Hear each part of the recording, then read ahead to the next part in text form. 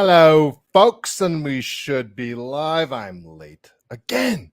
I'm getting really bad. I'm getting kind of unpunctual, and it's not a good sign. I'm sorry, guys. I've been slacking lately. 2 minutes late. We got a lot to get through. How's everyone this evening? Yeah, just same old story, right? Just a million things going on, and I'm not going to delay. I'm going to jump right into it. Of course, we got another mass shooter trending. We got to head out to Atlanta, got to go to Alabama, Nashville, back to San Francisco, then over to Oakland. Then we're going to go all the way over to Ireland. There's just so much going on. So welcome to CaliBased. If you haven't had a chance already, please go down and give that little button there that shows a thumb on it. Just go ahead and tap it for me. I'd really appreciate it. Helps the algorithm, I'm sure. If you'd like to support the show, please go to the links in the bottom of the description here on this video, or go ahead and go to the links in my Twitter bio. All right. Well, without further ado, let's go ahead and get into some stuff. Oh, what are we going to start off with tonight, folks? There's we'll start off with the dude in Texas whose name shall not be mentioned that decided to murder his neighbors and all their family. So looks like they caught him today, but we'll start out with just reading the Zero Hedge article that I have pulled up here, and I'm not going to bring it up on my screen because it has his picture on it, and I'm always going to do my best not to show the shooter's picture or mention his name. I'm just going to try not to. I might mess up every now and then and read the name on accident or accidentally share his picture, and then I'll apologize, but I'm going to try not to ever mention the shooter's name. So this is the article from Zero Hedge, Tyler Durden. 3 times deported Mexican national who shot 5 neighbors described by media as Texas man. A 3 times deported. Okay, never mind. I already just read that part. The illegal immigrant accused of gunning down 5 Honduran nationals on Friday night in Cleveland, Texas, is still on the run. Well, they caught him today. This is an article from, I believe, yesterday. They say his name here. His neighbors complained that him shooting his gun in the air was keeping their baby awake, or oppose a see, just right there. At least I mispronounced his name. Dude responded by invading their home and killing them, including an 8-year-old child. It is now being reported that he has been. They mentioned his name so many times in this article, and they could just replace it with a pronoun. He has been deported on 3 occasions, with the most recent removal being in 2016. San Jacinto County Sheriff Greg Capers told Breitbart, Texas on Sunday that U.S. Immigration and Customs Enforcement officers deported 38-year-old.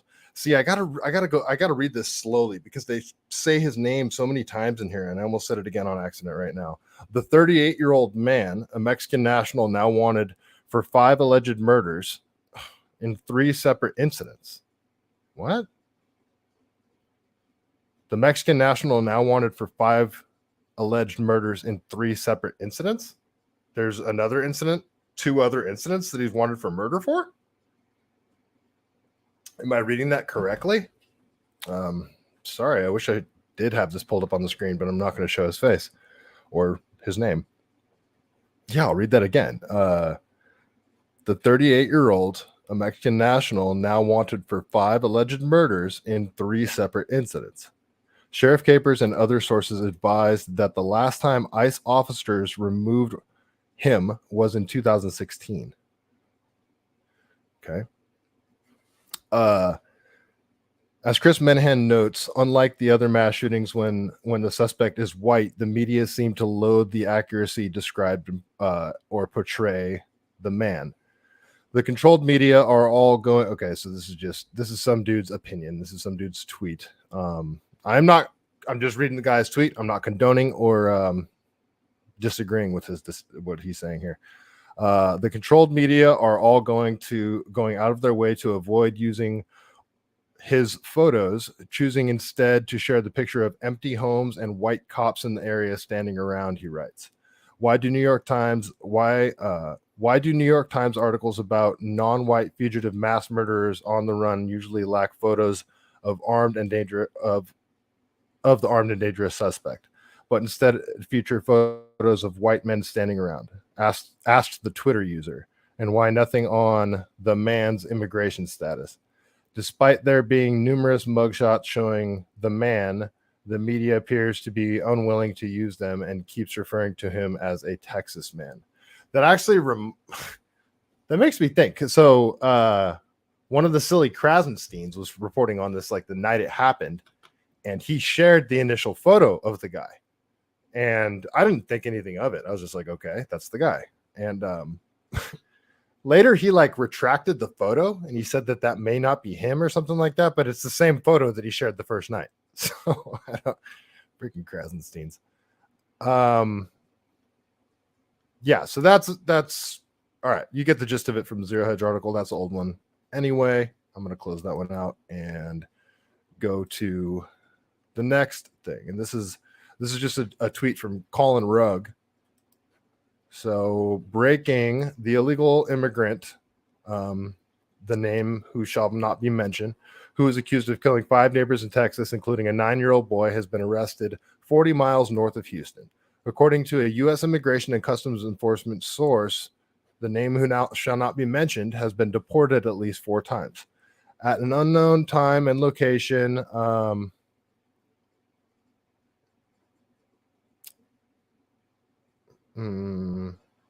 they say a name here that isn't the name of the shooter. I'm going to say the name.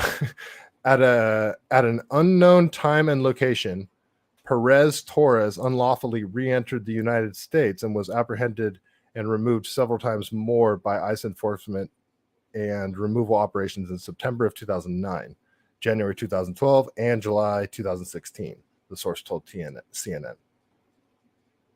Okay, so they got him. All right, what do we got next? So we know a good amount about the guy, right? All right, let's see what silly Fox News has to say about it.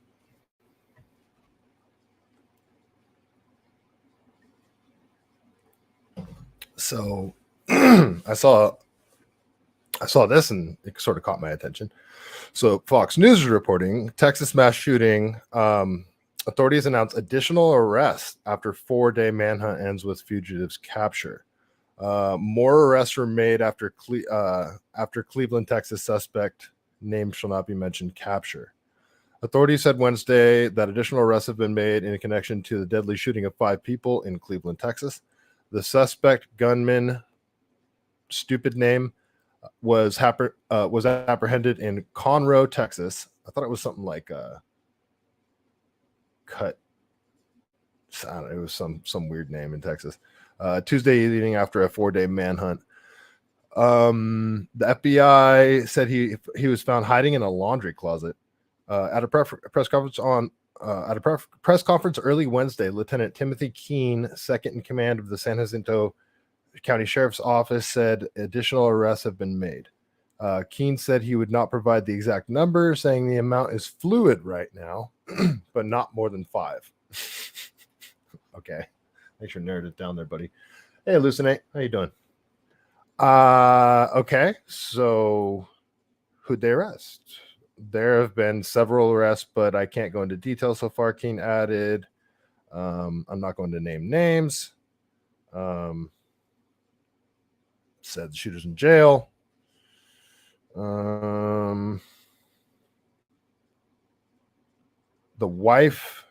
His wife is in custody. I'm not going to say her stupid name either. It looks like some of his other family members are in custody, and it looks like it's for like aiding and abetting type stuff. So, all right, they helped him get away. This whole story seems like we're missing information. This doesn't sound like somebody out shooting. They get into a simple feud, and he goes and decides to murder the entire family. The family's Honduran. Sorry, I got something in my eye. The family's Honduran, and he's from Mexico. I don't know if Mexico and Hondurans have beef. I don't know. This sounds something way deeper. This seems like super personal and not just some drunk guy losing his mind. I don't know, but who knows? It could very well be. All right, so that's what Fox News has to say. There's other people that have been arrested. Looks like his wife, other family members, aiding and abetting. And I got one more thing on it. So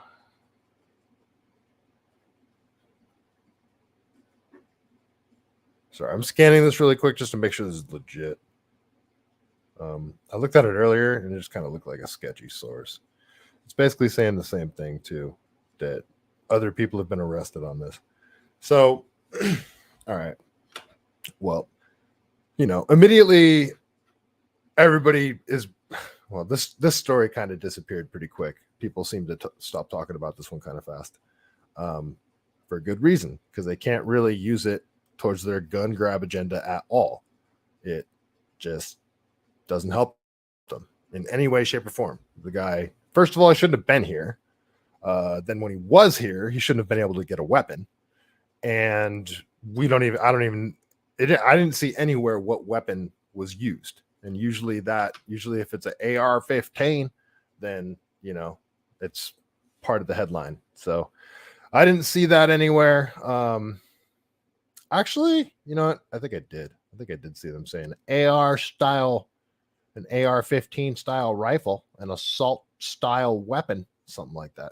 I don't know, maybe, but shouldn't have been here, shouldn't have the weapon. So any additional talk about trying to get gun control on top of it, it's like your two existing things that should have stopped this didn't. Your two existing laws, immigration and being a United States citizen, being able to purchase a firearm. You have to be a United States citizen to purchase a firearm, right?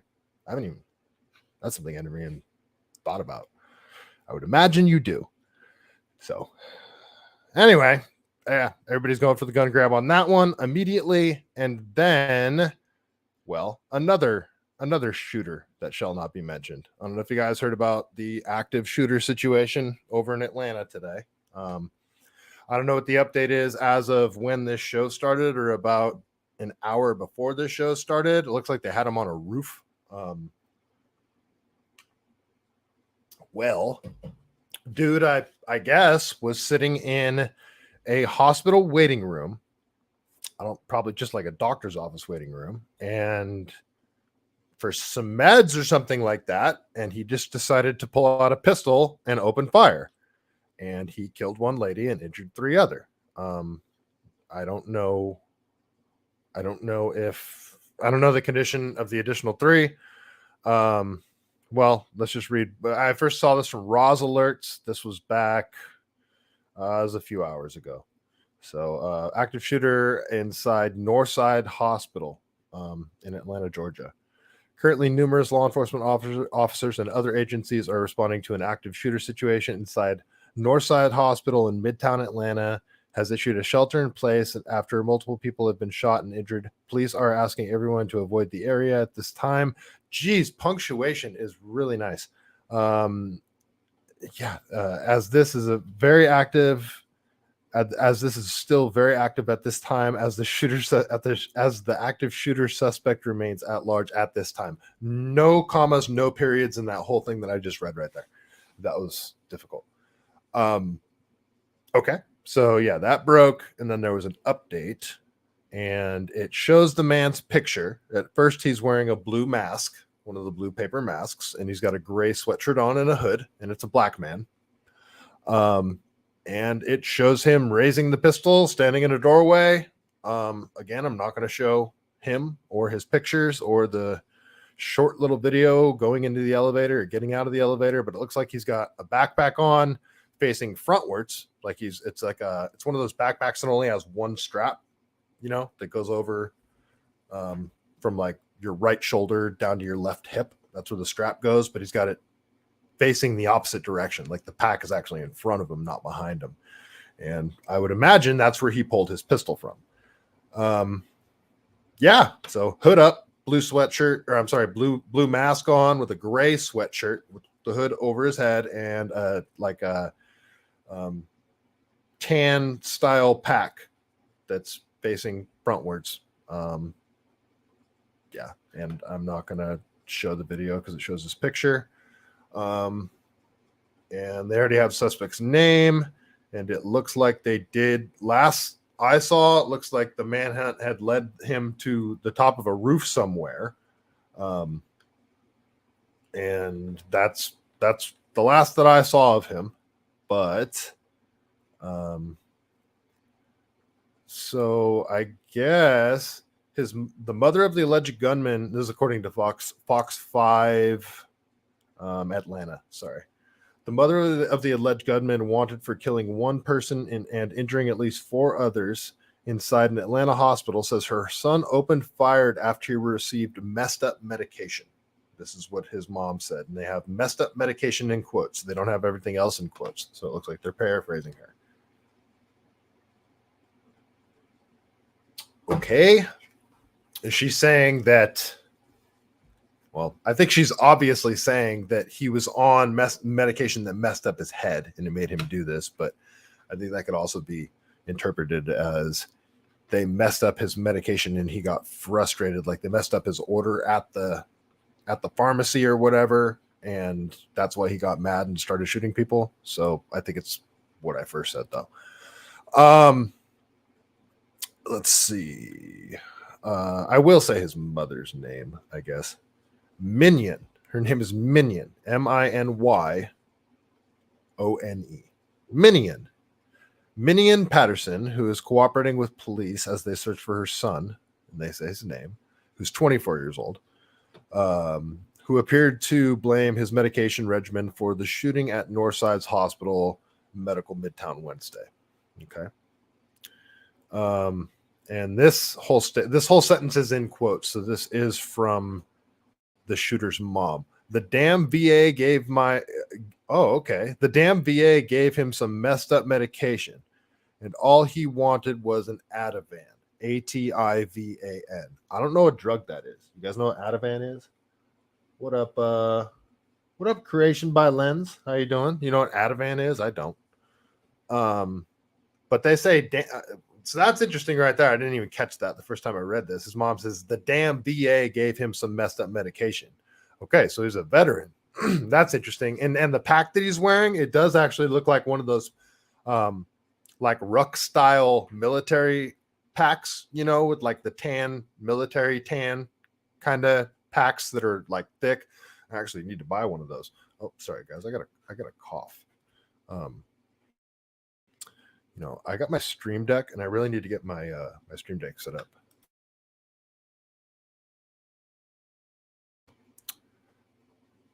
My Stream Deck will give me a hotkey where I can just push a button. Right now, I got to go all the way back. Never mind. You guys don't care. You guys don't care. I just don't want to cough in your ear. So let's check this out. So yeah, I didn't catch that the first time. So he's a veteran, and the pack that he's using, it does look like one of those like military ruck style packs. And I don't know, just there's a picture of him aiming and holding the weapon. He's holding it with one hand, which is interesting.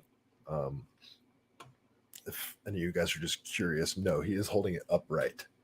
But saying he's from the VA, he's a veteran, so that's immediately very interesting to me. So yeah, her statement again. The damn VA gave him some messed up medication, and all he wanted was an Ativan. Minion told the Daily Beast. Man, the Daily Beast. Referring to the medication used to treat seizure disorders such as epilepsy. Okay. That's strange. So he was on anti-seizure medication. That's what Ativan is? Interesting. Okay. Well, officials said the shooter and his mother were at the hospital on Wednesday afternoon when he became agitated and opened fire. Oh, damn. She was there. Whoa. Okay. The Coast Guard identified Patterson as a guardsman who enlisted in 2018 but was discharged from active duty in January 2023 after serving as an electrician's mate second class. Okay, so he was like just an electrician in the Coast Guard. I didn't say his first name. I'm not going to say his first name either. I already said his mother's last name, so you can kind of assume they have the same. Well, maybe I shouldn't have said his last name. I apologize, folks. I'm still working this whole thing out. Okay, so Coast Guard veteran on anti-seizure medication, 24 years old, black man, messed up medication. He's there with his mother in a waiting room of a doctor's office or hospital and gets frustrated for some reason and pulls out his pistol and opens fire. That's apparently what happened. And I'm not going to share these with you because as I scroll through, it shows this picture. The suspect is currently on the run and police have warned blah, blah, blah. Last I saw, they had him on a roof. They probably have him in custody by now.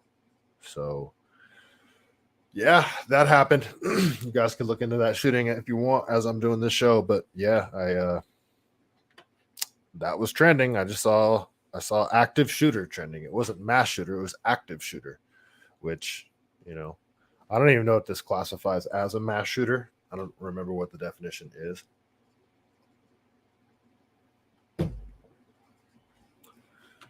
Okay.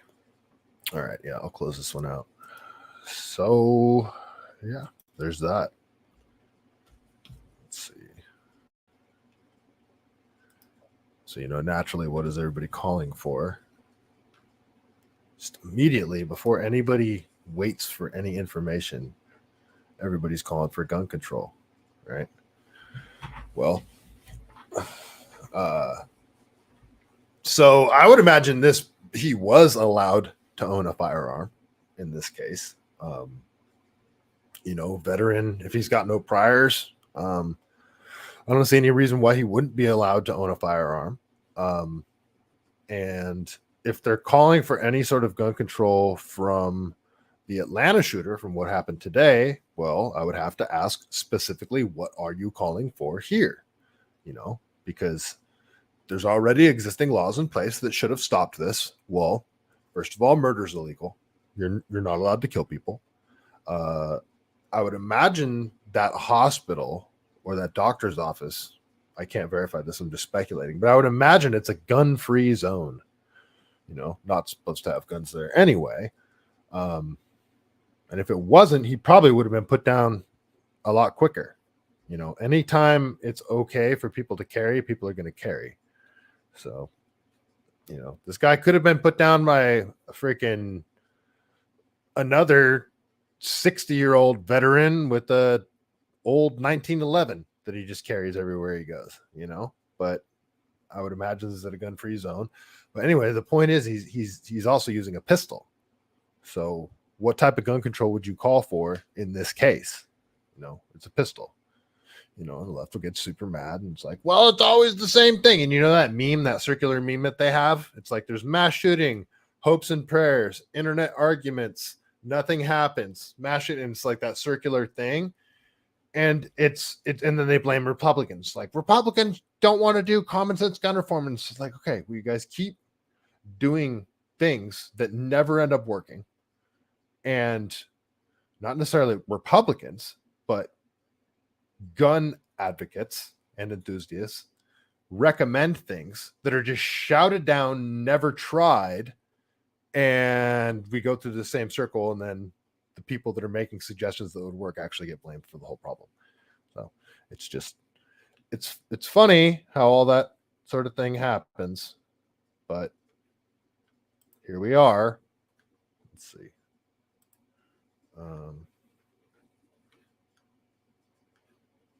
Hello. Okay. Yeah. And I'm not going to show these either because it shows the other mass shooters. So, you know, we'll go right back to the Alabama shooting that happened last week or about a week ago. I talked about it on my last show, but you know, there's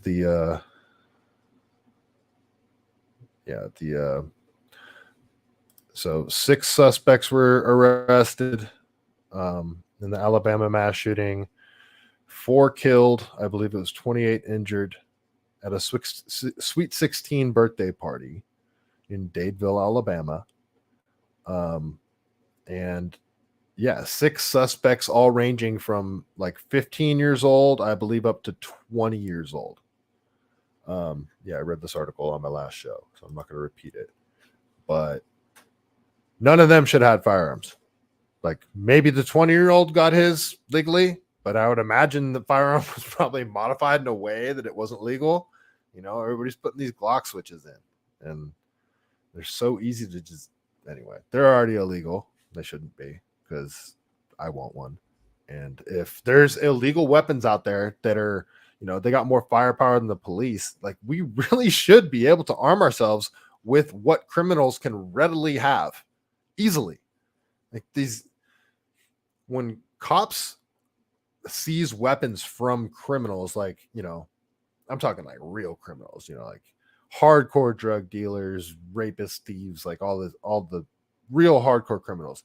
You see the weapons they take from them. You think they're like California compliant weapons? They're not. They're absolutely not. They're as modified as whoever wants to make them. It's, yeah. And I should, yeah. If I put a pistol grip on my AR, I'm a felon immediately. And I'll show you what I'm talking about in a minute here. I actually pulled out my AR ahead of this show to show you guys, but I'll have to cut the stream on YouTube before I do that. So yeah, and then, you know, Alabama shooting. Oh, they realized it's, you know, it's not just somebody walking into a Sweet 16 party and opening fire. It's not a MAGA hat wearing white supremacist Trump supporter that goes in, because if it was, it would be wall-to-wall coverage for, I mean, weeks and weeks and weeks and weeks. But no, this was typical, looks like, you know, I'm not going to say, I don't know if it was a gang, but it's young male black on black violence. It is what it is. It's young black men shooting at each other at a Sweet 16 birthday party. And sure enough, the media, well, the story disappears really quick because it's uncomfortable to talk about, you know, and that's sort of the goal of this show. We're going to talk about things that make people uncomfortable. And, well, we need to talk about the fact that young black men are killing each other a lot. And Mehdi Hassan just came out and tried to say that white men kill each other at the same rate. And he was like very careful with the words that he used. Mehdi Hassan is this hack that just tried to discredit Matt Taibbi. And he says the same rate. And you have to go per capita. You have to go with percentage of people of the population compared to percentage of the people of the population, you know? And yes, young black men in cities like Chicago, Detroit, Oakland, Baltimore, plenty of other cities I'm sure you guys can name, are killing each other at a high rate. And it sucks. Everybody wants it to stop happening, you know? I'm sure a lot of these kids that are being shot and killed are actually good kids. Apparently, one of the kids that was shot and killed at this Sweet 16 party was just some innocent bystander, and he was a great football player, you know? And it's, yeah, you're going to end up with innocent, really good, smart, brilliant kids that get caught up in the crap, you know? It's, yeah, there does need to be something done about the gun violence in this country. There does need to be something done about it. And we need to start having conversations openly about what the root problems are and where the problems are, because we're not doing it, and it's going to continue. And, you know, the left is just going to keep saying common sense gun control. It's just never ending. It's super frustrating. All right. I'm sorry. Oopsies. Yeah, so there's that. I'm going to close that one out. And then, so meanwhile, while there's shootings that initially get reported on that they want to capitalize on and use for gun control examples, and then the story slowly disappears because they realize that it's not the greatest example, right? A lot of those cases. What up, Warhamster? Thanks, man. Pete Grabber, good evening. So the stories disappear really quick, right? And well, sure enough, this one did too. So the Nashville shooter, right? We all remember the Nashville shooter. Well, this was today from Nick Sorter breaking. Nashville police will be suspending the release of the records pertaining to the trans Nashville shooter. This includes the manifesto that was previously being reviewed for release by the Metro Nashville Police Department. Released the manifesto, he says. So it's just, and that's super suspect right there. Just why? I guess there is an argument. Does the public have a right to know? I don't know. I'd like to see it. I'd like to know why she decided to walk into an elementary school or a middle school and murder 3 9-year-old children and 3 adults. Yeah, I would like to know why. I would like to know what she wrote down, what her motive was. Why did she decide to do that? Yes, I would like to know. And I do feel that I have a right to know. I feel that everybody has a right to know. I would like to know what the family members of the victims would say regarding this. Do they want the manifesto released? If my child or my significant other was murdered by this horrible, horrible person, I would want to know what their psychotic words were. Yeah. So things that should be looked at and talked about never are, and potential solutions that are more likely to actually address the issue are always sidestepped and shouted down as, oh, so you want more guns? It's like, not even that. It's not even that you want more guns. You want the same guns strategically put in places you want the same amount of guns under control of responsible gun owners walking around with them. That way they're everywhere. And good guys have them, not just the bad guys. Because right now, there are bad guys walking around with guns. Whether you like it or not, none of your laws are going to change that. That's the reality of the situation. They're not going to follow the existing laws that are in place. So why not let guys like me, who I hope I never have to draw my weapon, ever, just let me walk around with my weapon. I mean, people that would risk their life to engage an active shooter, I mean, you should allow those people to have firearms, because most people are going to run from the sound of gunfire. So, yeah, well, that's sort of my 2 cents on that. I'll let that one go. And I think that's, yeah, it's not even all I have on guns, really. Sort of next one does lead into the gun situation. This one I will share. I will share the screen. Yeah, let's go to Betty U.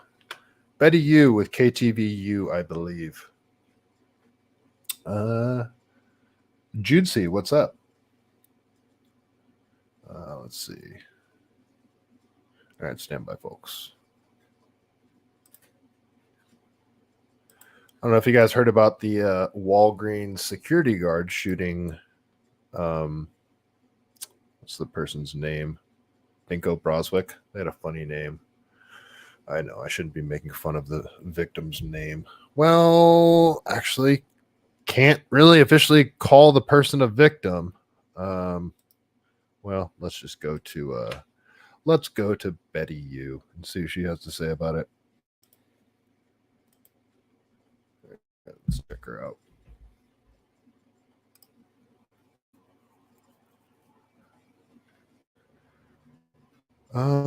Actually, no, I didn't want to go to this one yet. Sorry, folks.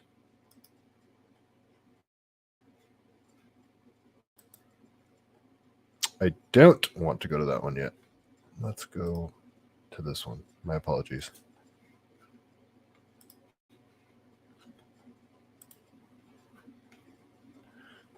Actually, I want to start from the beginning, so I'm going to go to the San Francisco Standard article and probably just read it to you guys really quick. Yeah.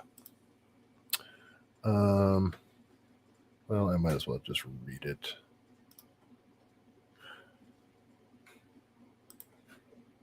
All right, put it up on screen.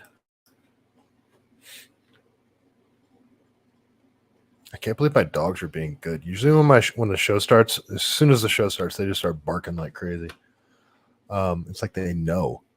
Okay, so justice for the big dumb heads in the way.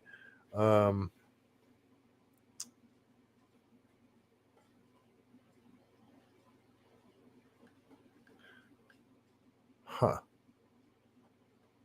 Okay, this is from the San Francisco Standard, and just the way it starts off is very strange to me because, okay, I'll just read the first couple sentences.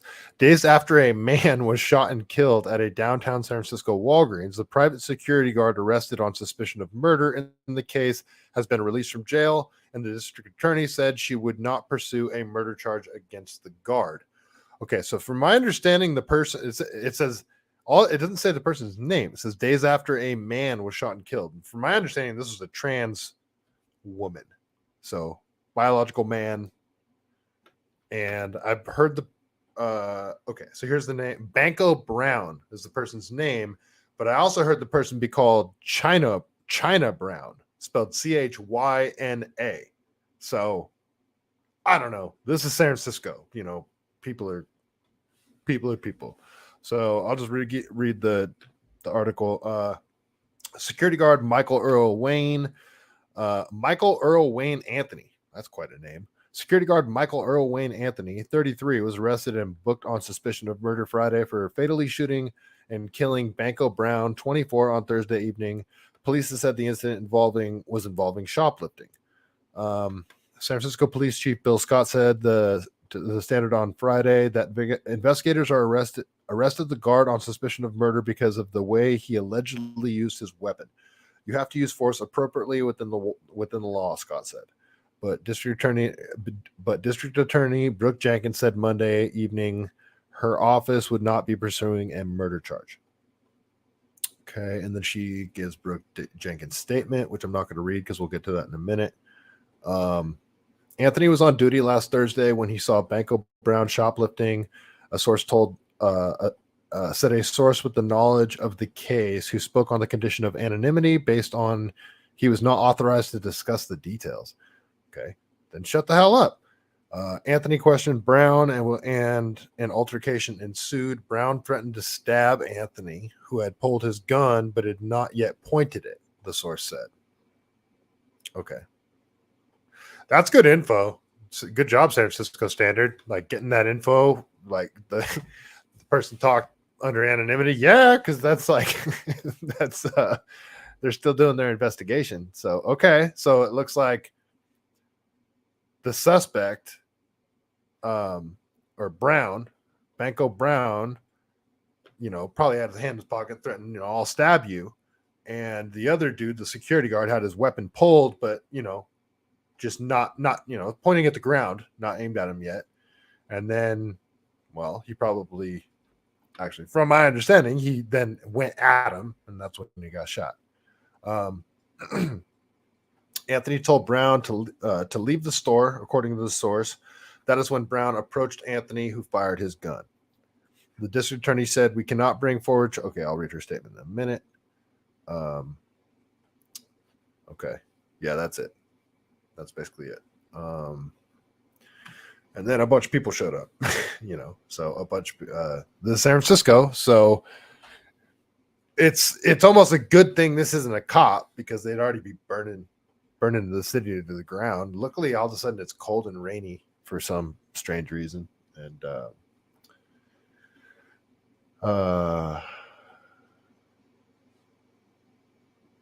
sorry, I'm reading the chat. I don't know the ethnicity of the security guard. I only know his name, which is a long one. That's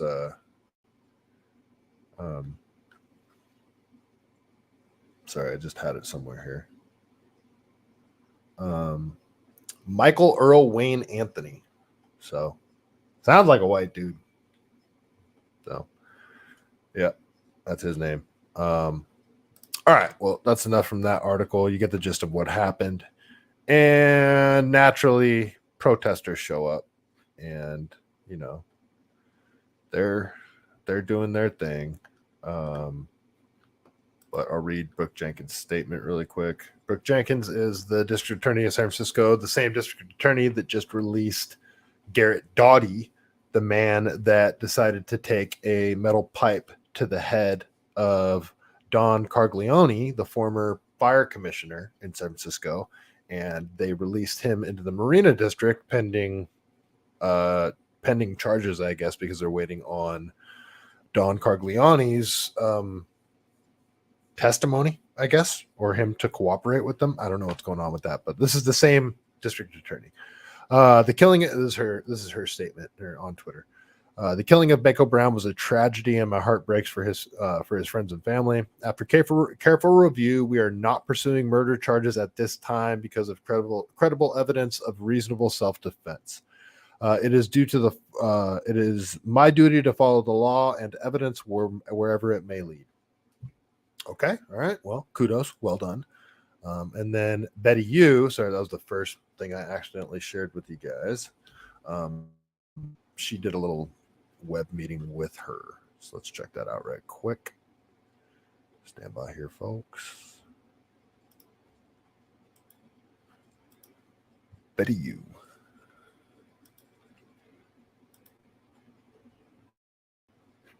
Alrighty.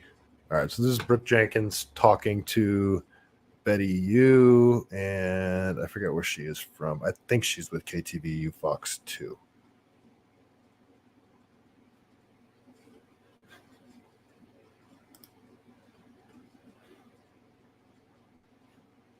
Oh, come on. Twitter is freaking.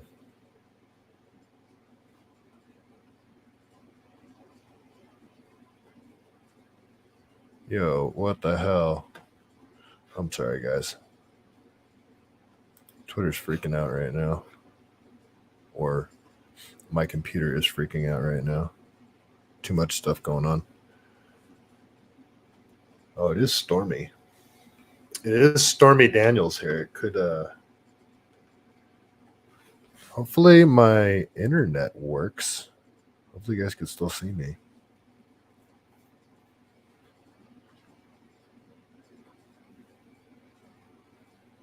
Jeez.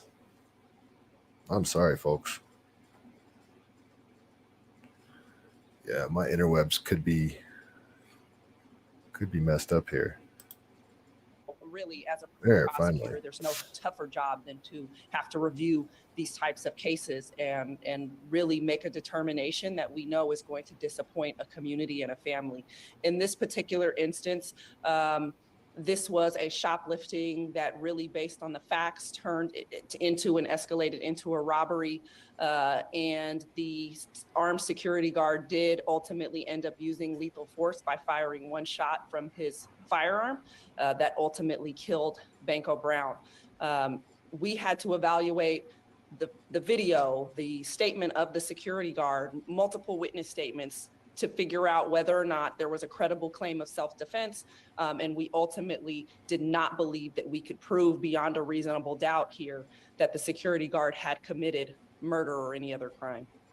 Really, as a prosecutor, there's no tougher job than to have to review these types of cases and really make a determination that we know is going to disappoint a community and a family. In this particular instance, this was a shoplifting that really, based on the facts, turned into and escalated into a robbery. All right. Well.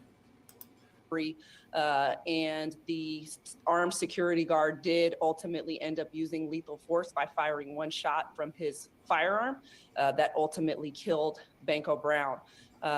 We had to evaluate the video, the statement of the security guard, multiple witness statements, to figure out whether or not there was a credible claim of self-defense. And we ultimately did not believe that we could prove beyond a reasonable doubt here that the security guard had committed murder or any other crime. Really, as a prosecutor, there's no tougher job than to have to review these types of cases and really make a determination. Sorry, I think I played that for you guys twice, and then almost the third time. What up, Axis? Where you been, man? I haven't seen you in a while.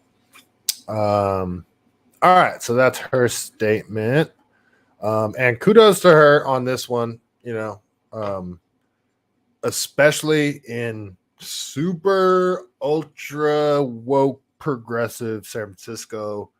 You know they're gonna. Well, they already are putting heavy pressure on her. You know, we'll see if she caves or not, but they're crying. They're crying about it.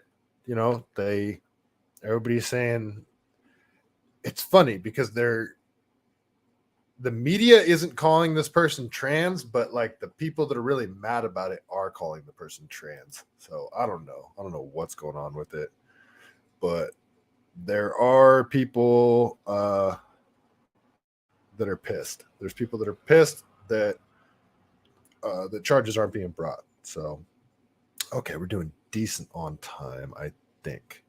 So I'll show you one more.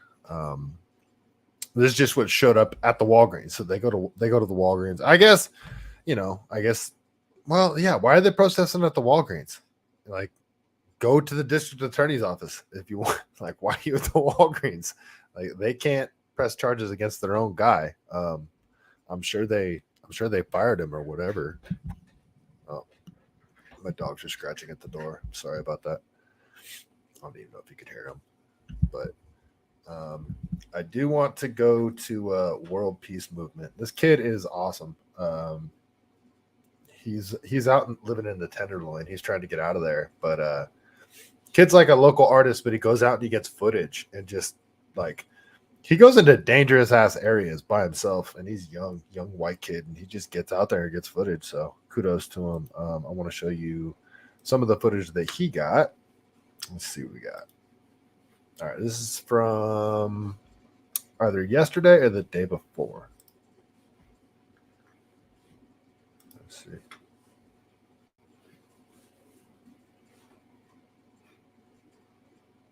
All right. And this is from World Peace Movement out there in San Francisco in the Tenderloin. We've seen enough Black deaths. We should be rioting. Sorry. The thing is, we don't need to see a video. We've seen enough Black deaths. We should be rioting right now. She said we don't need to see a video. We should be rioting right now. So a literal call to violence saying, oh, we don't need to know the facts. We just need to like start rioting. That's what this chick's saying. And I can't remember this chick's name, but this is apparently this is one of those, you know, Al Sharpton type propagandists that just jumps in the middle of all this crap and tries to rile everybody up. Some sort of grifter. But the thing you notice is you hear the people snapping after she said, oh man, that since I've been a little kid, I've always thought that was hilarious. I remember like asking my dad, like, why are they doing that? Why aren't they clapping? Why are they snapping? And my dad would always just laugh and say that they were hipsters. That's true. And the fact that we have been disenfranchised and kicked up out of our city is the reason why we don't have enough people out here, and we should be taking up the blocks. It's enough. We've had enough. And it's sad. And for the people who are... We don't have enough people out here. We should be taking up the block. Well, maybe you don't have enough people because people don't agree with your cause. And most people are like, oh, dude was stealing from Walgreens, and then he threatened the dude with a knife, which he didn't have, apparently. He didn't have the knife, apparently. But, you know, the dude that's pointing a gun at you. Okay, and here's any advice, some free advice to anybody. If somebody's ever holding a weapon and not even pointing it at you, but at any distance, I don't care what distance. If anybody's ever holding a firearm and they're clearly standing in a defensive position, you should probably just stop threatening them and walk away at that point. But this person chose not to do that, said, I'll stab you, and then went at them, and now they're dead.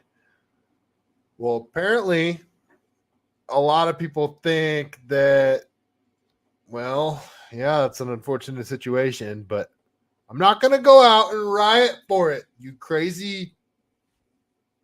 I'm not going to curse because Shelly might be watching. All right. So, yeah, there's that. Thank you, World Peace Movement. All right. What do we got next? Same topic, I believe. Same San Francisco shenanigans. But, yeah, and I think there's more Banco. I think there's more Banco stuff. Well, not really. That's kind of the gist of it. So we'll just see. You know, they're going to keep putting pressure on the DA. We'll see if she caves. I don't think they have.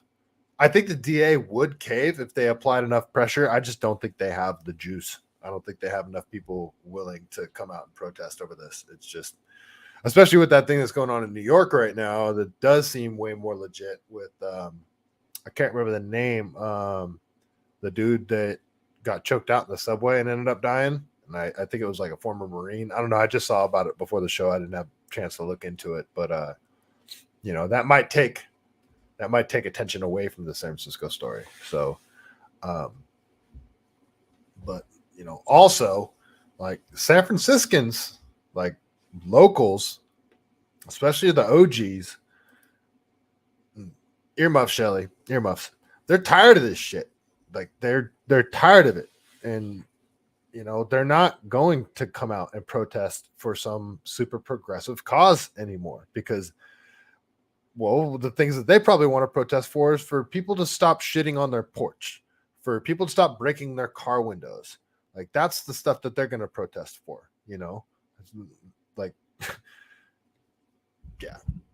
So the things that people might protest over are what you would see if you just go to Twitter and just go to the search bar and just type in San Francisco homeless. That's all you got to do. And that's all I'm going to do right now. So I'm on Twitter right now. I typed in San Francisco homeless, hit refresh, right? I'm on videos. I'm sorry, my internet's super slow. I should probably pay for better internet. I didn't even think about that until recently. And I keep forgetting to call them.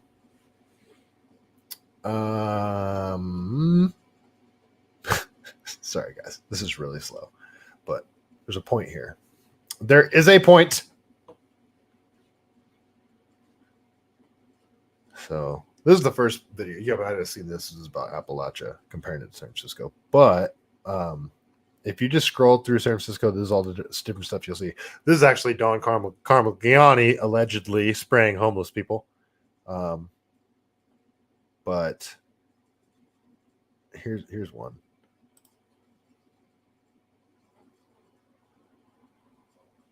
So it's just random person walking down the street recording. Let's see what we got.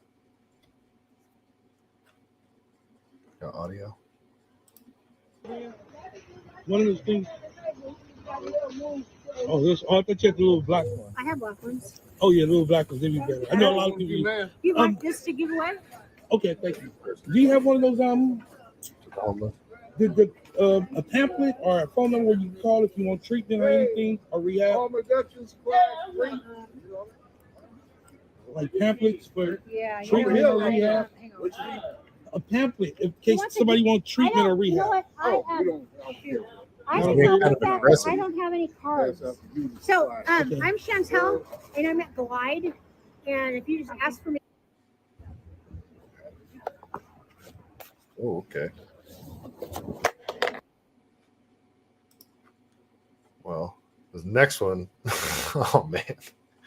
So, I don't know where this is from. Oh, this looks like Market Street area. I think. Wait, is that a Staples? Where's the Staples in the city? Look at this. Oh, look.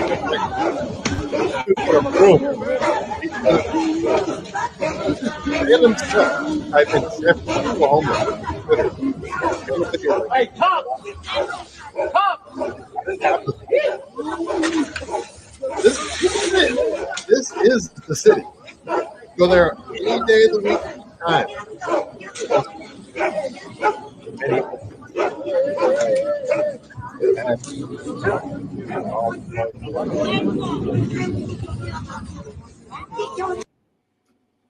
That's bad. That is bad. Man, there's a lot of you guys in the chat tonight. Sorry, I can't see all this.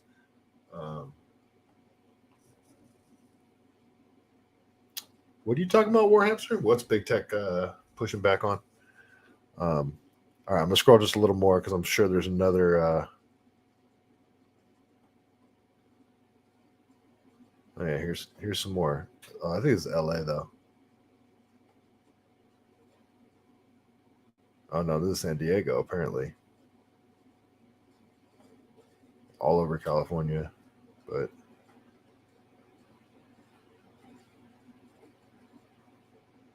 oh, this is Tennessee. Damn. Well, Tennessee. I'm sorry, you guys ain't got shit on the San Francisco homeless. All right, enough of that. Enough of that. I just kind of wanted to show you that you'll come across like madness. Just some of the things that I accidentally have to see for you guys for this show, man. It's like trauma I have to put myself through. Because if you type in, there are certain keywords that'll bring up things that you do not want to see. Oh, that you don't want to see. If you just type in certain cities and just start scrolling through, you'll see stuff that you don't want to see. But there's certain words that you should never type into Twitter and go to videos. Just you'll see some horrifying things. I do this for you. I do it for you guys. I visit the depths of hell. Oh yeah, I wanted to show you this one. This is funny. This is probably the last thing on the city that I got for you guys. For you guys that are non-Californians, the city is San Francisco. Don't call it Frisco. Don't call it Frisco. It's not Frisco. It's the city if you want to be hip. Okay. So let's look at this. This is just a funny video where it's like I actually agree with the homeless guy more than I agree with the dude shooting the video. This is funny. I'm actually going to go to my own tweet here. Let's see. Am I sharing? There we go. Yeah, so this video is funny. There should be housing for you. I don't want. Why are you flipping me off, bro? Why are you taking my picture, bro? Because there should be housing for you. I don't want housing. Then, so what do you want? Just to sit here then? Yeah. It's my country, ain't it? Yeah, but this isn't sanitary. We all live here. What? It's not unsanitary. So I don't know if you guys can hear the homeless guy, but he's like, says there should be housing for you. And he says, I don't want housing. He's like, well, what do you want? You just want to sit here then? He's like, yeah, it's my country then, right? And like, okay, outside. What gives you more right than me? It's unsanitary. Look, what do you mean? You should want better for yourself. I like it like this. I like the fresh air. No, I got you, but we all have to. What if somebody's handicapped and they need to get by? They can't. They got 36 inches. Somebody on a mobile bike can't get through here. They got 36 inches. So your freedom's more important than somebody else's. 36 fucking inches. No, see, this is the problem. You think you're more important than somebody else. You hear what he's saying to him? Because he said, what if a handicapped person tries to get through? And he says, 36 inches. Like the dude knows OSHA code. That's just so funny to me. Sit here and talk to the homeless guy and hold up traffic. Maybe somebody's got to go to the hospital. You see that? You see how that guy And then the homeless guy says, and you're the one sitting here who wants to take a video of the homeless guy, and you're holding up traffic. Maybe someone's got to get to the hospital. It's funny because I agree with the homeless guy's point, the points that he's making so much more than the guy recording the video. I just expects, he just thinks that he is more important than everybody else. But it's funny because it's like he tries to take the guy's side in the beginning and like, there should be housing for you. And then he like flips the whole script. And it's like, I agree with the guy and I disagree with him at the same time. It's like, well, first of all, you can clearly see why just building housing for all the homeless is not a solution. Because if you're going to build housing and provide it for them, you're going to have some kind of rules. Like, you can't smear poop all over the walls. You can't light your face on fire and go running through the hallway. You got to have some basic rules like that. Well, if you don't, and you just give it to them, you're going to, the place is going to be burned to the ground within a month. And also, some people just don't want to go. Like, even if you have the most basic of rules, like, again, don't cover yourself in cat poop and go roll around in sand and call yourself an almond roca. Like, don't do that and go knock on everyone's door and say to take a bite. Like, don't do stuff like that. But that rule right there would keep homeless people from, anyway, you get my point. So that's like the whole reason I wanted to show you that video is because that's not the problem. The problem isn't there isn't enough affordable housing. There isn't enough housing for the homeless people. Well, what's the problem in this particular situation there? Well, granted, that guy didn't even seem to be on drugs, and he sounds hilarious. Like, the dude's actually funny. He sounds like kind of, he's not dumb. Like, he knew OSHA rules. That in this situation, well, you kick him out. You tell him you can't stay here. The guy recording the video is right in that regard. Like, yeah, you can't just camp out on the sidewalk, dude. Like, sorry, you can't. It's not a free country in that regard. You can't just go pitch a tent anywhere you want. If you want to do it in the middle of the forest somewhere, maybe, like, we could talk about that. Then I get mad about watersheds, but you can't just do that in the city. So what if we enforce the law? This guy, what if we just what if we brought back shaming a little bit? And you shamed the guy a little bit. And he was like, all right, you know what? Maybe I should get a job in an apartment. The guy doesn't seem stupid. He probably has some sort of skills. He's probably a tradesman at some point, and he's a funny guy. The guy could earn money. Like, all the dude has to do is, the dude just seems lazy. That's all. And, well, kick him out of there. That's the solution in that regard. The solution isn't giving him a house. Like, all right, sorry, I'm done ranting on that one. But San Francisco homeless, same situation. And, okay, more San Francisco. Sorry, guys, more San Francisco. I know how much you love to hear about San Francisco, but there's just so many shenanigans that I could do every show, the whole show I could do about San Francisco. I don't, because I get tired of San Francisco too. But there's more. It's not, this isn't something else that happened that'll shock you guys. This is just a result. This is just a result of everything that I just showed you in San Francisco policy. That's all what I'm about to show you is. I don't even know if I was planning on sharing the screen with you here, but I'm going to anyway. So, from the San Francisco Standard, this is from yesterday, Nordstrom is planning to close both of its downtown San Francisco stores. Oh, well, that's weird. Wasn't there some other stores that recently closed down in San Francisco? I swear there was. Choosing not to renew its lease obligation at its location in Westfield Mall, it will also close the second nearby downtown Nordstrom rack. The retailer confirmed the closures on Tuesday in an email to employees. The company's chief chief store offices wrote that the dynamics of the downtown San Francisco market have changed dramatically over the past several years, impacting customer foot traffic to our stores and our ability to operate successfully. Okay, so sounds like I'll keep reading. The two planned closures represent about 357,000 357,500 square feet of retail space. That's a lot. This Nordstrom that you guys that know this Nordstrom's know this thing is gigantic. This Nordstrom's is huge. Like, I think it's been there for a really long time too. Like, this is I mean, people are going to be sad about this. I mean, Nordstrom's is a cool store too. I mean, I always like Nordstrom's. Uh-oh, I got a cough again. Coffees. Uh-oh. Dang it.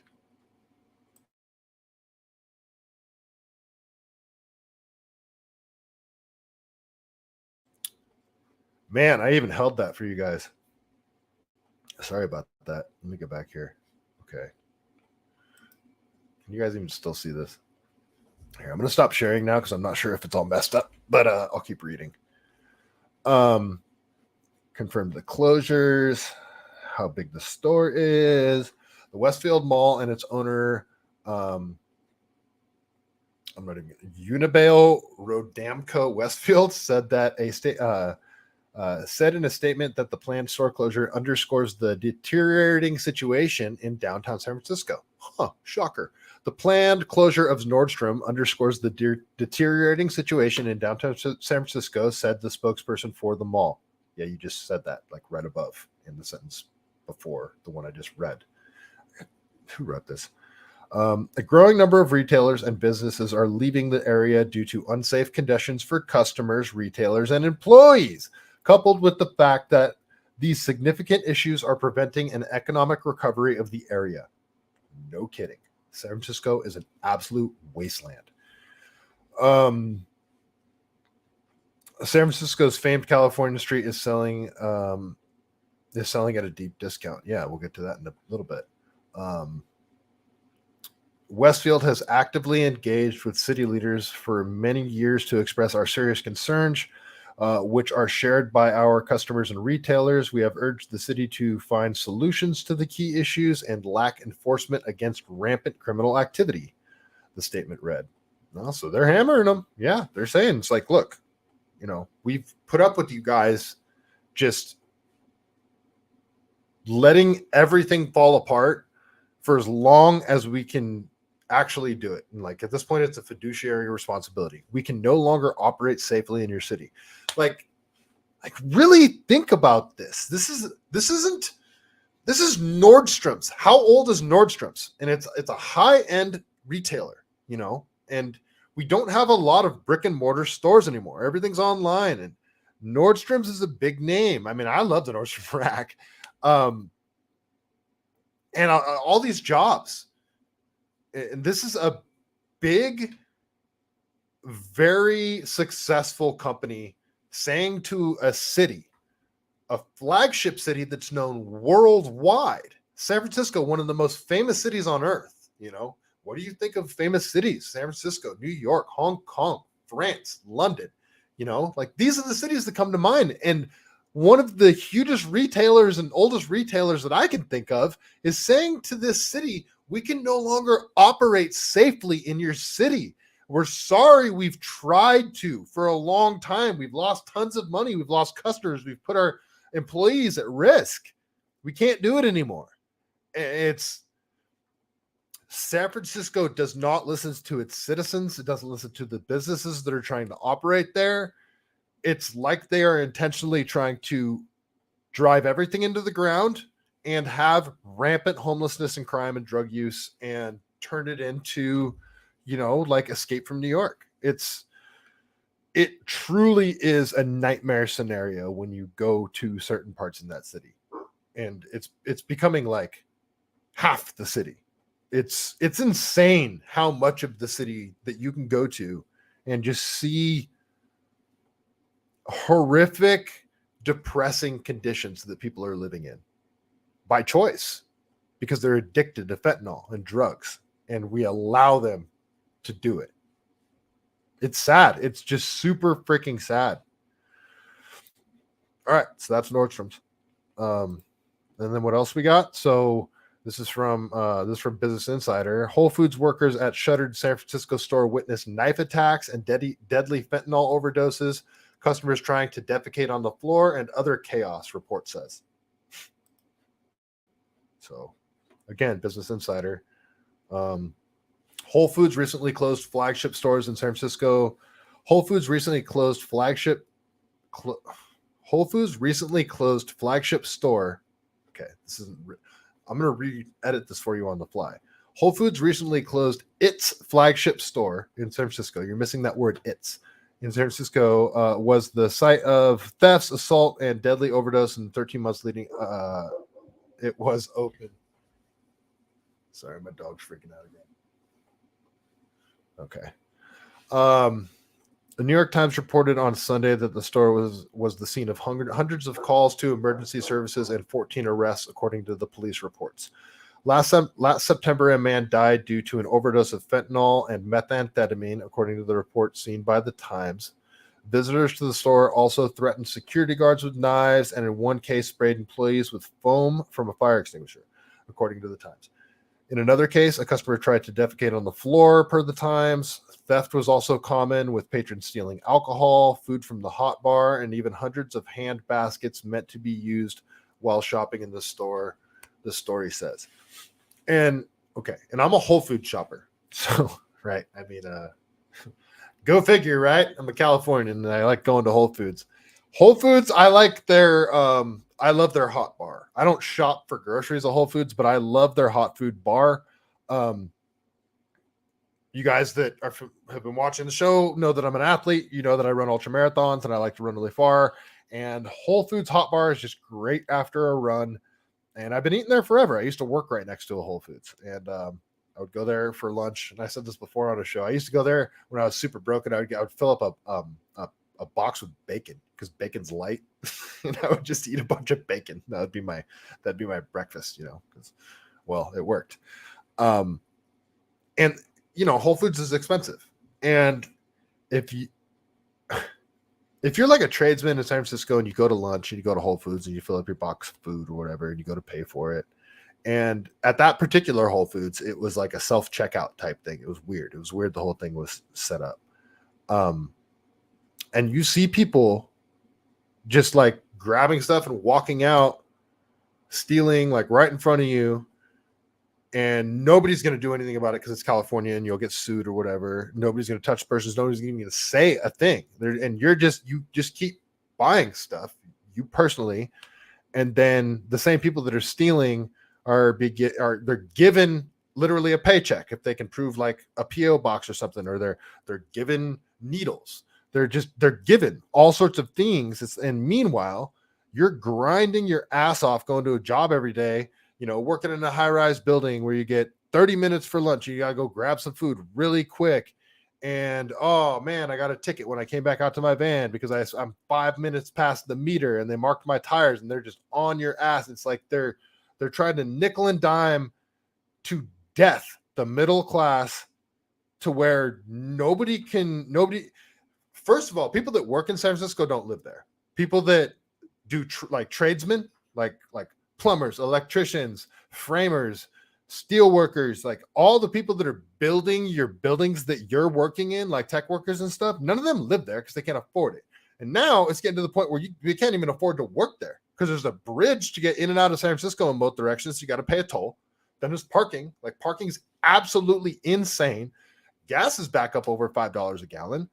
Like San Francisco has ruined itself so much that you can't even get people to go to the city to work there anymore, much less live there. It used to be that the workers, like actual, tradesmen, could have a normal trade job and still live in the city.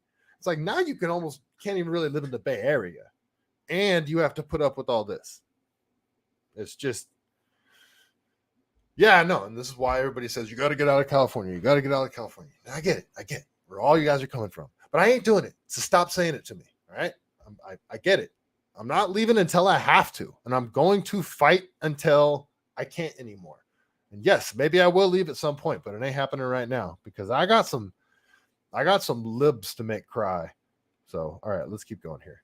A Whole Foods spokesperson did not immediately respond to the insider's request for comment on the Times article. Whole Foods closed the store last month, just after a year when it opened. The grocer said specifically, while the grocer did not specifically cite crime, it did say that they closed the store to ensure the safety of our team members. Well, yeah, good call. And there's Whole Foods everywhere. They don't need that store. The store was located on West Market and one of the busiest roads in downtown San Francisco. It was meant to be part of the revitalization of the area. Since the start of the pandemic, office workers who once frequented the area have worked from home, making it harder for businesses to stay open, according to the Times. That's exactly right. Yeah. And all you really got eating there at lunch was the trade workers now, because they were still actually building stuff, but even that's drying up now. So yeah, it's people not going back to work. So you tech workers, something that you may not be thinking about too, you guys that still want to work from home and refuse to go back to work, this affects tradesmen too, like guys like me that build conference rooms that you guys used to have conferences in. Well, yeah, I don't got that job anymore. It's gone because you guys don't want to go back to work and help revitalize the freaking city and the economy. It's like, oh, it's safe to come out now, guys. You can take your masks off. All right, let's continue. The area around the Whole Foods location has faced issues with open-air drug use, according to the Times. Bill Scott, San Francisco police, told the Times that his department sent plainclothes police officers to the Whole Foods store in an effort to limit crime before it closed. Other retail chains in San Francisco and other large cities have closed locations, citing crime for safety, but some of these claims have been disputed. How? Walgreens closed some San Francisco locations in 2021 due to shoplifting, but the company's CFO said earlier this year that the chain cried too much over those issues. Oh, okay, CFO. I'm sure the CEO is really happy when you made that statement. Okay. Last summer, Starbucks closed locations across Los Angeles, Seattle, Portland, Oregon. Los Angeles, Seattle, Portland, Oregon. That's just funny. They separated Portland and Oregon, and cities and other cities, including high volume, challenging incidents that make it safe to continue to operate. Employees at some Starbucks locations that closed told Insider that drug use and other safety hazards were at their stores, while others said those problems were overblown. Okay, so they're disputing some of it. Okay, whatever. So Nordstrom's, Whole Foods, what else we got? Then I'll actually go to this one next. I put them in the wrong order, but we'll jump over this one next. Wait, hold up. This is, yeah. Got another store. There's another store. Did you guys know? There's more stores closing in San Francisco? Can you believe it? Why? Why are so many stores closing? I don't get it. Doesn't make any sense. I'm obviously being facetious. It makes perfect sense. It's a hellhole. Okay, so Nordstrom Anthropology sacks off 5th, closing downtown San Francisco shops. So you can see it. So Nordstrom announced on Tuesday, Anthropology will close no later than this fall. It's also Amazon Fresh that closed down, I remember. This is the Nordstroms to give you guys an idea. Look at this. Well, it's the mall, but it's just freaking sad. It's The marina has gone to shit. Sorry, Shelly. It just sucks.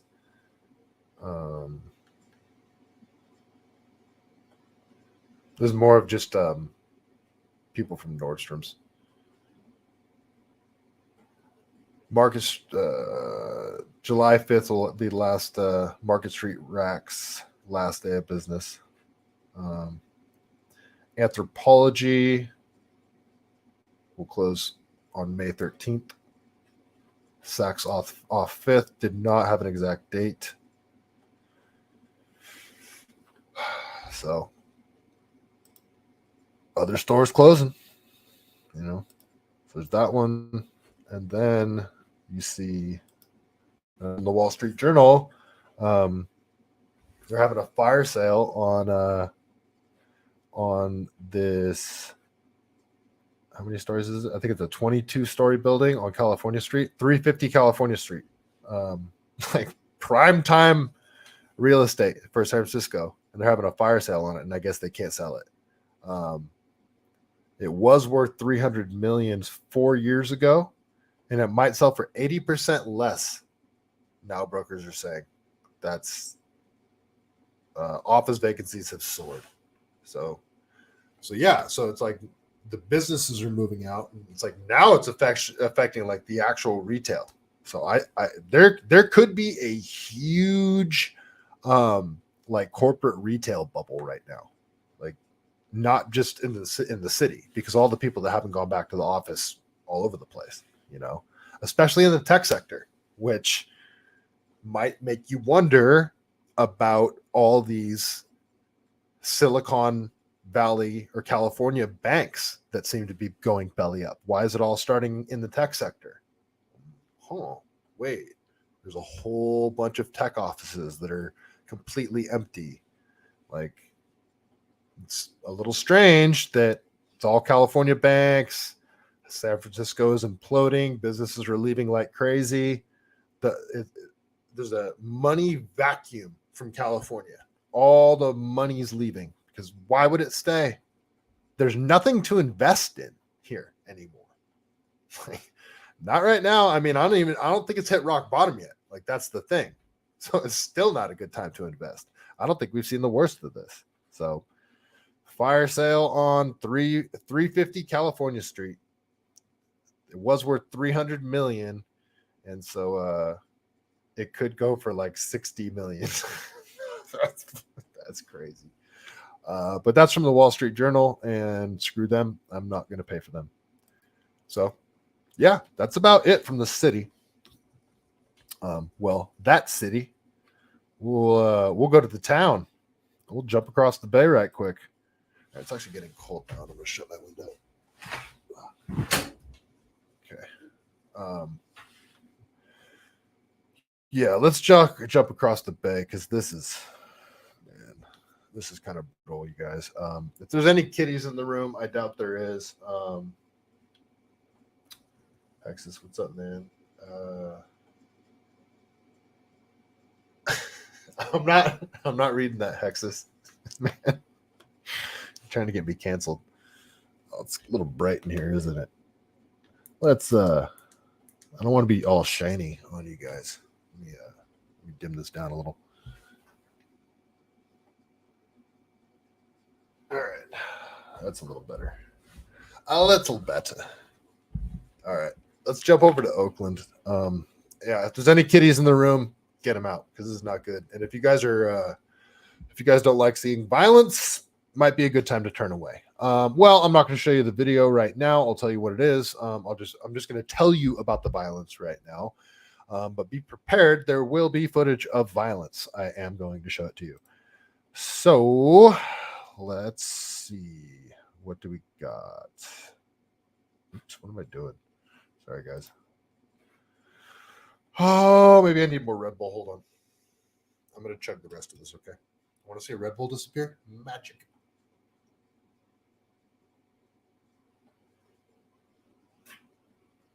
Oh, yeah.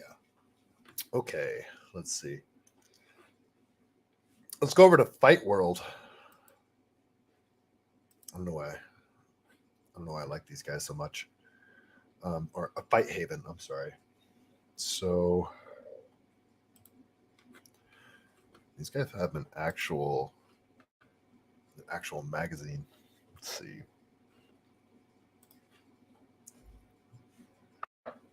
Oh no, that is Fight World. So the title of this article is Oakland refuses to go after attackers in violent sideshow beatdown caught on video. And just read you the first couple paragraphs. A man frustrated by a sideshow in Oakland lunged at a car spinning donuts around him and was then attacked by the crowd in an incident that was captured on video. The incident happened on at 34th and Adeline, which is in the straight hood. Like 34th and Adeline is the straight hood. The incident happened on 34th and Adeline streets on Sunday. Videos posted on social media show the man hitting a careening white car. He had a bucket. He had like a one of those orange Home Depot buckets in his hand, and he like tried to hit the car with the orange Home Depot bucket. Several people then go after him, kicking and punching him repeatedly. Blah blah blah. You can see the pictures there. You might want to look away. The man's condition could not be confirmed Monday. Oakland police say that he was aware. Oakland police say they are aware of the attack at one of the numerous sideshows across the city on Sunday that led to one arrest, a gun recovered, and 2 cars towed. At the same sideshow at 35th and Adeline, a red Mustang slammed into a fire hydrant, sending water shooting into the air. Nia Navarro, who's visiting from Oakland from out of state, sympathizes with the man who tried to stop the mayhem. There's a picture of him. If he's fed up, he should speak up, right? But personally, I don't like to get involved in that. I don't recommend people get involved in that, Navarro said. Yeah, I agree with her. Oakland City Council member Noel Gallo, who has been trying to crack down on the sideshow for years, agreed. Please do not, this is a council member. Please do not, interfere and let the police officers respond to that, Gallo said. Councilman. This is another picture. Another video shows Oakland officer driving slowly through the... I saw this video too. I should have pulled it up. Another video shows an Oakland officer driving slowly through the sideshow of dirt bikes and ATVs at 42nd Avenue and International Boulevard. Okay, so that was a different intersection. In East Oakland, the officer takes off while being escorted by bikes, seemingly taunting the officer. Gallo said the residents are beyond frustrated. So yeah, the officer took off. So this officer rolls into the middle of the intersection, and the bikes just start circling around the cop. And as soon as there was like a break in the bikes, the cop took off like hard. Not cruised off gently. The cop got out of there because it completely surrounded it. We're talking at least 50 dirt bikes and ATVs. I mean, it was gnarly. Okay, so all right, I'm going to show you guys the video. So if you don't want to watch this, don't. But it's not good. It is not good. I'm sorry, my dog is an asshole. Sorry, Shelly, I didn't mean to curse either. My bad.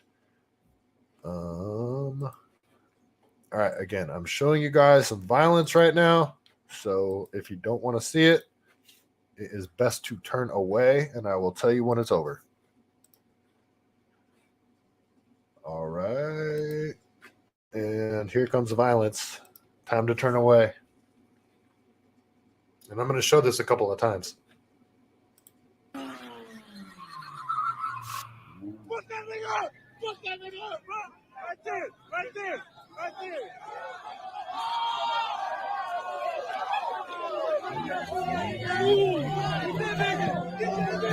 He's out.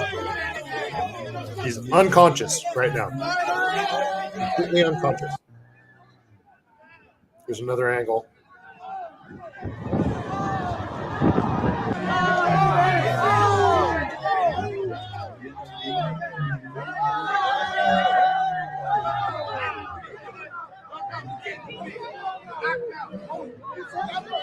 We're not done.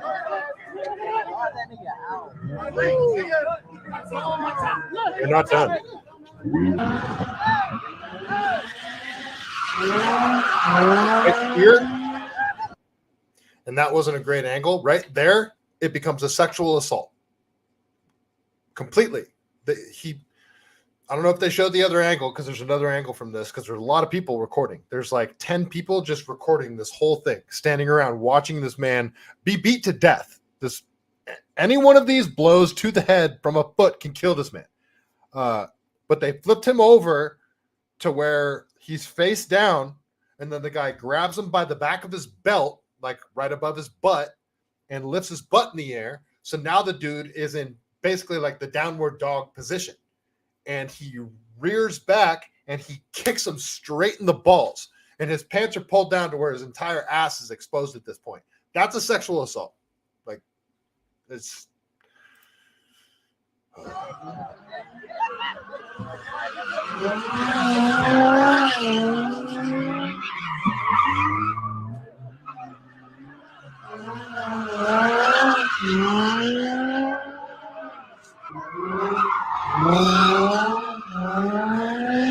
Nobody helps him.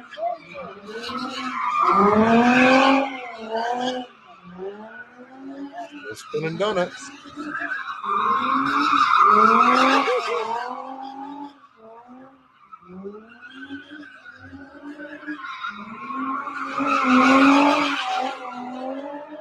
You got knocked the fuck out.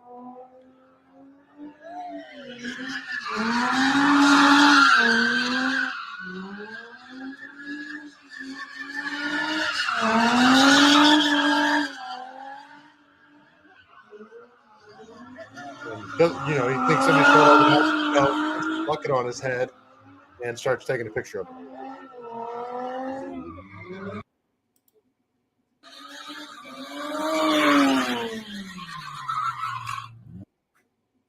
So that's it. So, and I can't confirm this, but apparently, like, this isn't like he walked out there to go confront all the guys. And I have not verified this. This is just what I've been told by somebody that may have been there.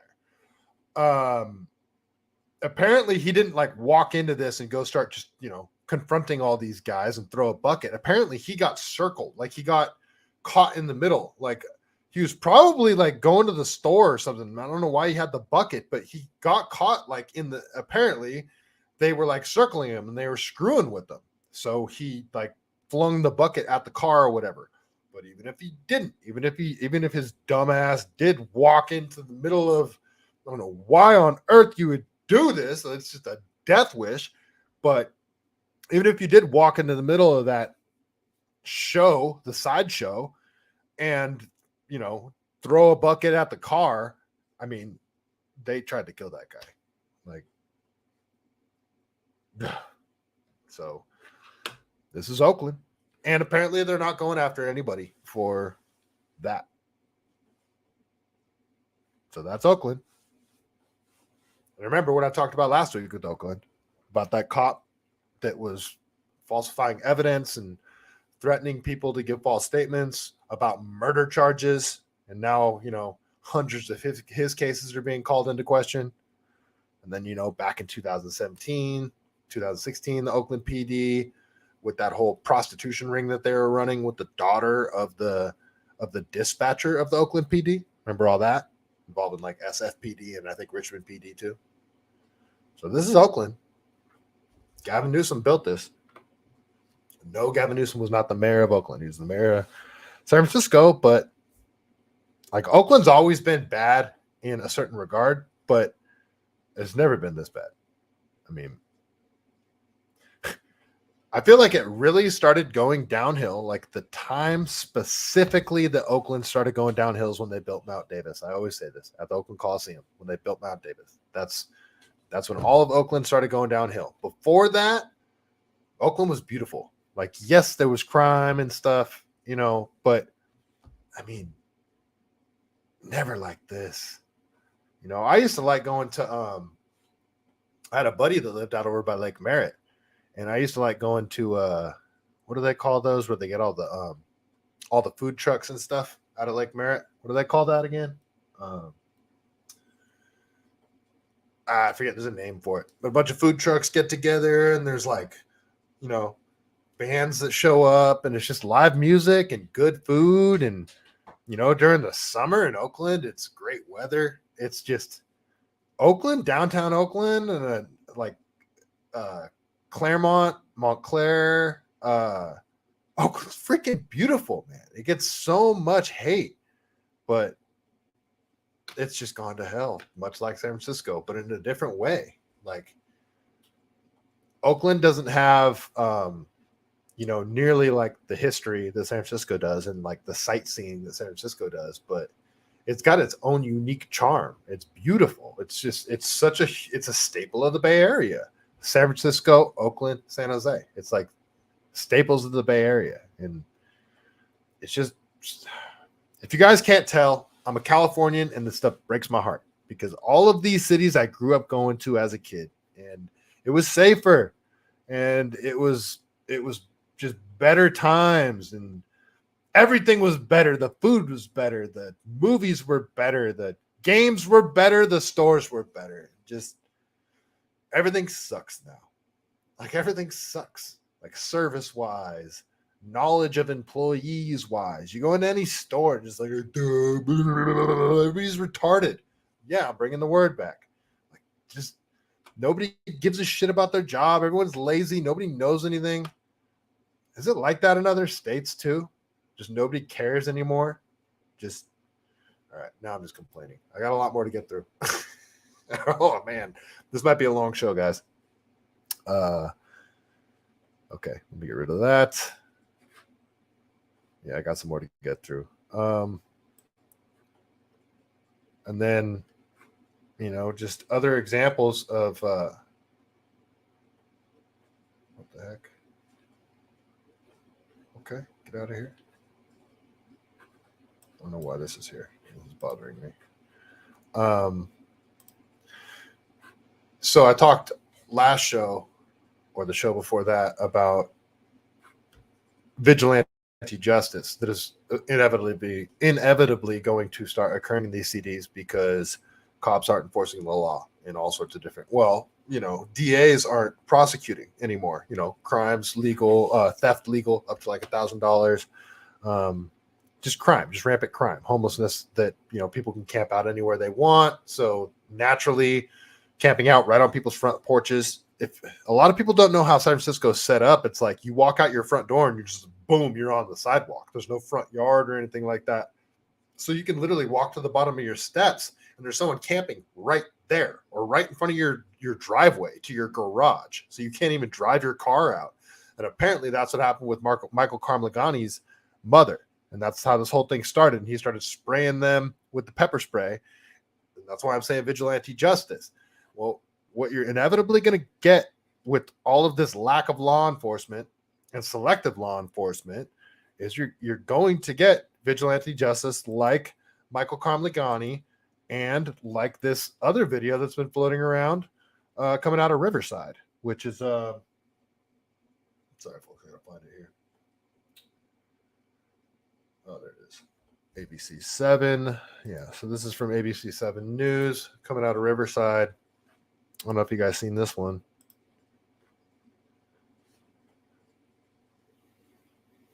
Sorry again, slow internet.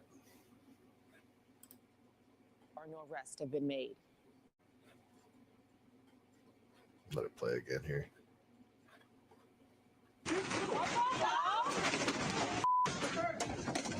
And a Good Samaritan trying to stop two alleged thieves at a TJ Maxx in Miraloma.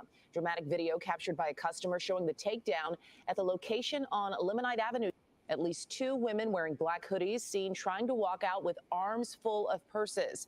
But when the second one tried to leave, a man jumped in to stop her, tackling her, eventually knocking her to the ground. Let me go. Let her go. Let her go. Let me go. Let me go. After a brief struggle, the alleged thief was able to get away. It's unclear what merchandise actually was taken. So far, no arrests have been made. I think it's funny that she called him a good Samaritan at first, and it's like right when she calls him that, you can see him. It looked like he blasted her right in the face with the right cross. I don't know if he did or not. It might have just pushed her, but I mean, first off, guys, don't do that.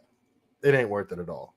I get it. I would want to too if I see somebody, and I'm not even saying that I necessarily I might do it too. If I see somebody running out the stores, I'm walking in, they got a bunch of stuff, and they're being yelled at and chased. Yeah, they might catch a wheel kick. They might catch a wheel kick to the face, but I don't advise that. I do not advise that at all. This dude, you're putting yourself in danger. You don't know if one of these dumb twats has a gun. It's not your merchandise. You know how California politicians are. They're probably going to go after you if that person gets hurt, and they're not going to go after them. There's no good reason for you to put yourself in danger there. There just isn't, unfortunately. So I would highly recommend against that.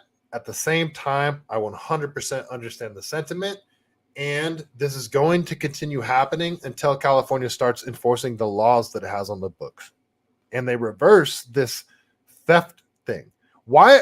And back to my other point about it's really frustrating as a middle-class person when I'm going in and buying everything every day, my groceries, all the stuff that I do on a regular basis, and people are continuing, like you see these videos every day of people stealing hundreds of dollars worth of stuff, up to like $1,000, and they're probably doing it every day, and then they're probably going online and selling stuff. Meanwhile, I'm going to the store and I'm buying my toothpaste, I'm buying my laundry detergent, I'm buying my toilet paper, I'm buying all my same crap, and I'm paying for it.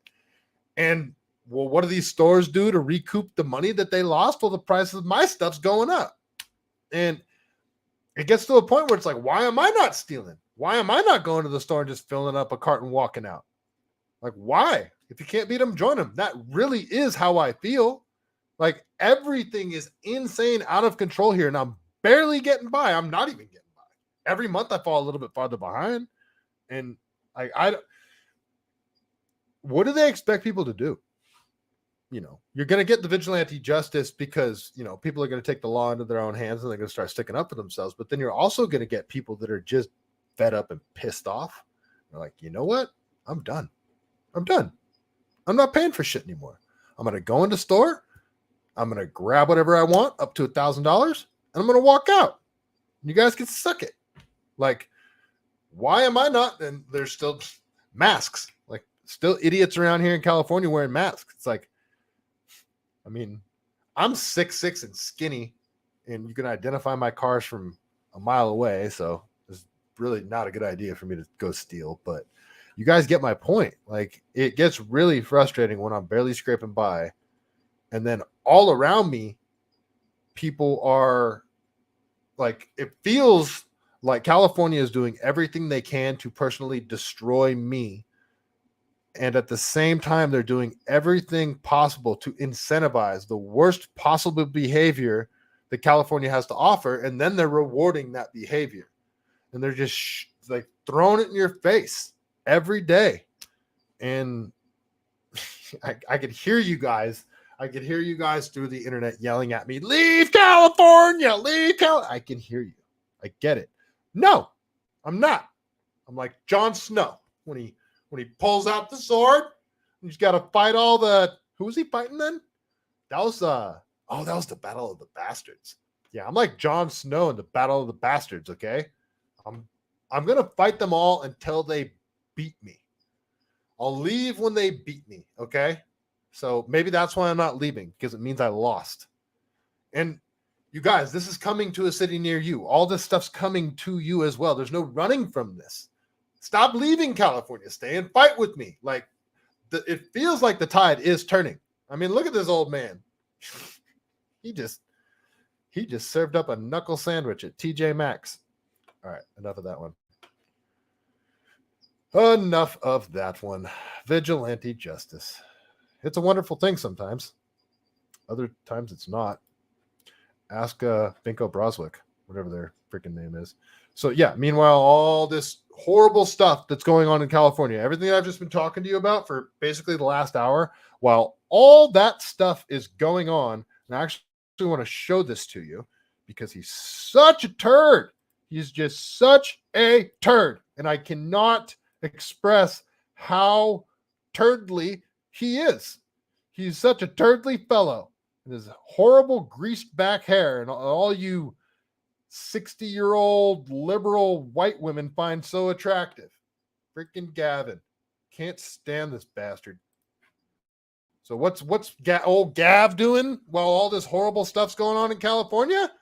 Well, he's out there talking about there was a mass shooting yesterday in Florida. A woman and her 3 children were killed. Okay. So yeah, and I responded with, I tweeted, this happened a few days ago in Oakland. DA not pursuing charges. You built this. And I sent him the video of the fight or the dude in Oakland just getting jumped. Because he just wants to talk about other states. And apparently the shooter, this is the shooter. Okay, so let's breaking microphones. You guys still hear me? Uh-oh. Hope you guys can still hear me. So I haven't looked into this at all. Let's look into the specific shooting that old Gavin is talking about here. Hour-long standoff at a hotel. 40-year-old man.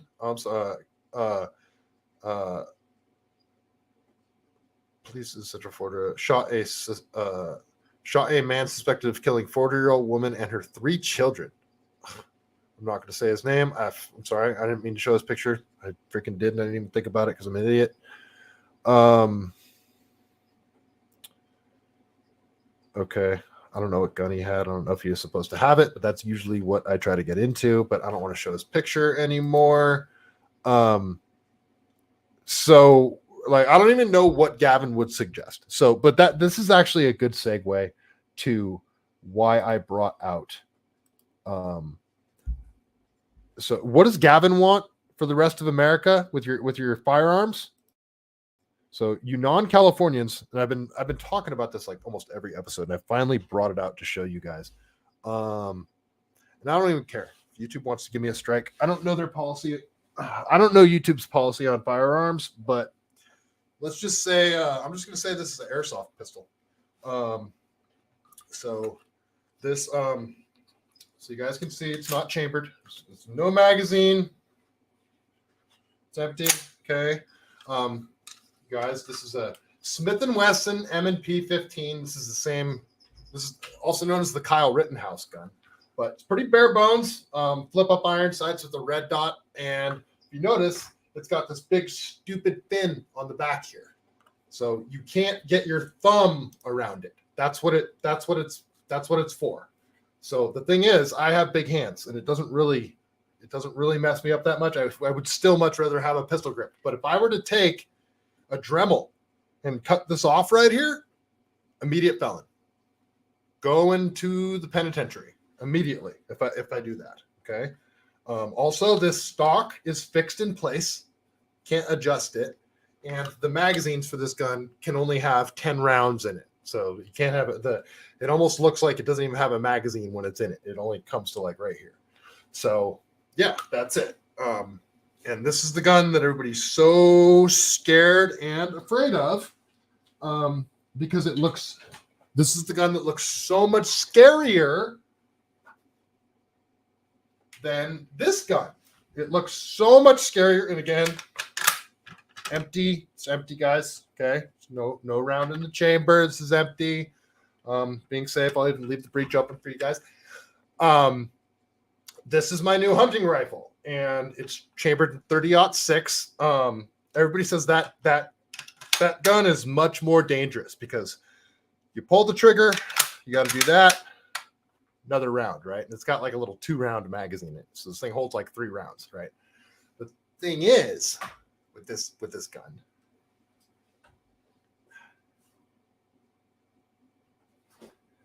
so everybody talks about the AR-15 and how powerful it is all the time. It's like, well, power isn't really from the gun. I mean, some of it is talking about chamber pressure and barrel length and all that kind of stuff. But, for you non-gun people out there, which round do you think is for the AR-15? And which round do you think is for my hunting rifle over there? You hear the ladies all the time say, people don't hunt with AR-15s because it'll eviscerate the meat. It'll blow the deer into oblivion. It'll blow its lung right out. That's why people don't hunt with an AR-15. This is the round for my hunting rifle. This is the round for an AR-15.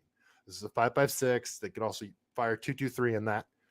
But you guys can see this is the bullet. This is the cartridge. And you can see how much more powder this cartridge has in it than this one, and how much larger the actual projectile is. So the next time you hear somebody talking about how powerful the AR-15 is, well, just tell them that they're dumb. And what makes it more dangerous is that it's, just you can single trigger pull. But I could get a gun that looks just like that you put a magazine in and it operates the same way. All right, sorry. I just wanted to show you guys my guns. It was just my excuse to show you the guns.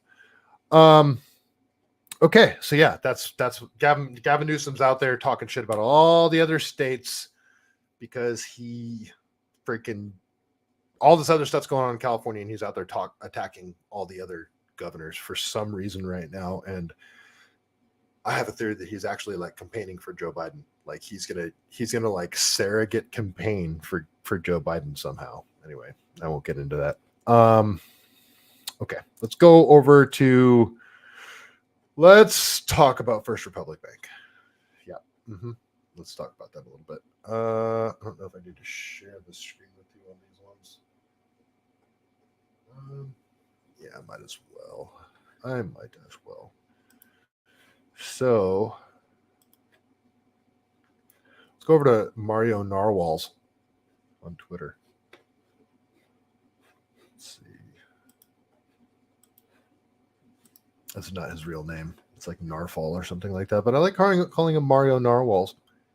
Narfall. Yeah, that's his name.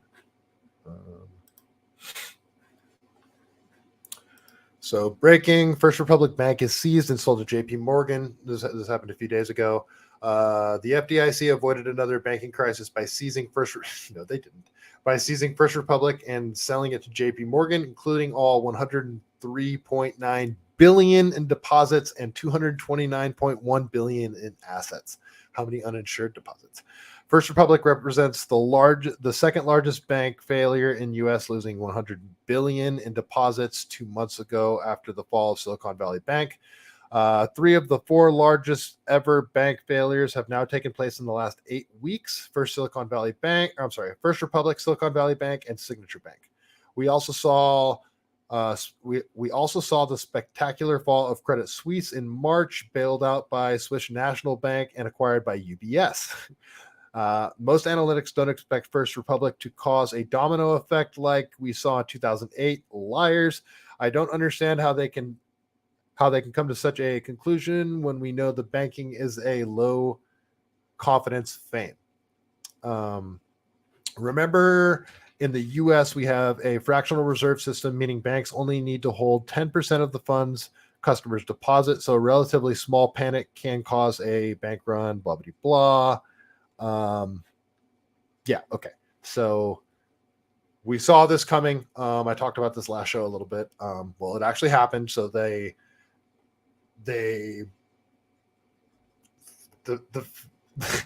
FDIC seized control, and then they just sold it to JP Morgan.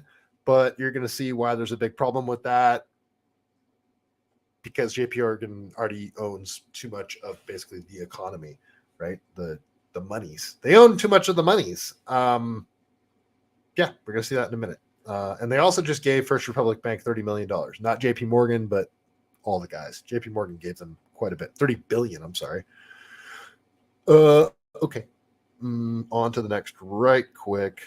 I'm going to try and plow through this. I'm not even going to share it. So, and then Simon Atiba says, some might view the seizure and the sale of First Republic Bank to JP Morgan as very dubious, almost a scam. Consider these facts. The acquisition involves a 92 billion in deposits and approximately 173 billion in loans. Furthermore, the FDIC will share losses with JP Morgan on First Republic's loans and offer 50 billion in financing. To sum it up, there are 92 billion in deposits / assets and 173 billion in loans and losses. With the Biden administration sharing losses and controlling 50 billion in financing, this constitutes a bailout. So that's according to Atiba. Bailing them out, saying we're not. But then I saw this Genevieve Rock Dector, CFA, on Twitter puts this out, and she just straight up says, JP Morgan is ineligible to acquire First Republic Bank. It controls 10% of U.S. deposits. Too big to fail. This ends well. So JP, and then she links this screenshot from something. It says JP Morgan is among a small number of giant banks that have already amassed more than 10% of nationwide deposits, making the firm ineligible under U.S. regulations to acquire another deposit-taking institution. Okay, so I saw that and I was like, well, wait a minute, what the heck, is that true? And I decided to look into it a little bit, and sure enough, I go over and here's the Kobisi letter. In acquiring First Republic Bank, JP Morgan has bypassed the laws against acquiring a bank while controlling 10% of U.S. deposits. Shared $13 billion in losses with the FDIC, received a $15 billion loan from the FDIC, effectively bought back its own deposits, expects to profit $5 billion over the next 5 years, added $18 billion in market cap this morning. The crisis has taught us that rules don't matter in our times of panic. So it's all fraud. It's all freaking fraud. Yeah, there's going to be many more details about this acquisition. All right, so that's happening. So First Republic Bank. All right, we're going to head over to the border really quick, and I'm going to show you a video. So, because this is crazy, because CNN's actually reporting on this. So let's go look at this really quick. Stand by.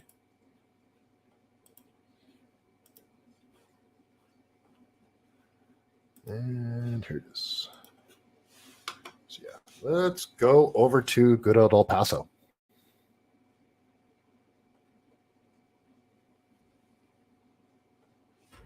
My internet sucks.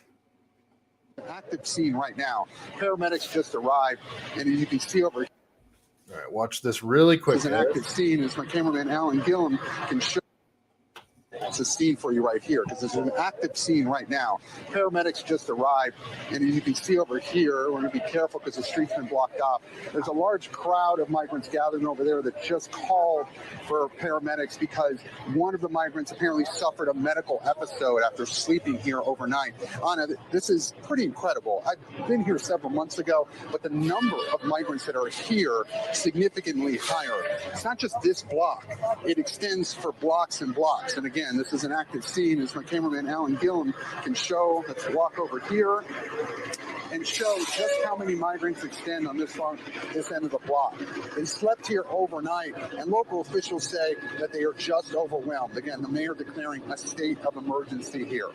The Biden administration announcing that they're sending 1,500 active duty troops to the southern border to help with this influx. And again, a larger influx is expected a week from tomorrow, when those COVID-era border restrictions, known as Title 42, are set to be lifted. But some border communities like this one are already dealing with a huge influx. I want to. All right. So why is this all of a sudden getting attention?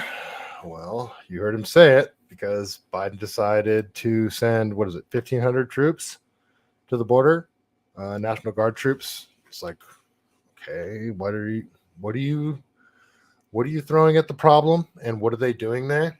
And they're probably just going to be like facilitating with like intake or processing. You know, I don't know.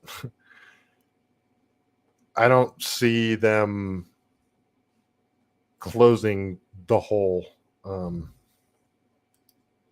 The influx of illegal migrants through Texas is so far beyond out of control. People have no idea how it is or how bad it is. But yeah, and Simon Atiba tweeted out earlier, breaking: Biden administration approves 1,500 U.S. troops to be deployed to southern border as Title 42 deadline approaches. Sources say the move is in anticipation of a potential surge of migrants crossing into the U.S. Oh yeah, there's a huge caravan coming, and it's like all middle-aged fighting men. Yeah. Like all single dudes like my age coming. It's awesome. And, why else would he be doing? It's got to look like Biden's doing something about the border, right? Everybody knows how bad the border is, and election's coming up, so it's got to look like he's doing something. Well, send 1,500 troops there to do nothing and say you did something. That's what I'm getting out of that. But this I came across, and it just sort of blew my mind, and I have to show this one to you, because it has to do with the same border problem. Sorry, stand by here. Yeah, sorry. This one's going to be longer, guys. There's just a lot I want to get through here.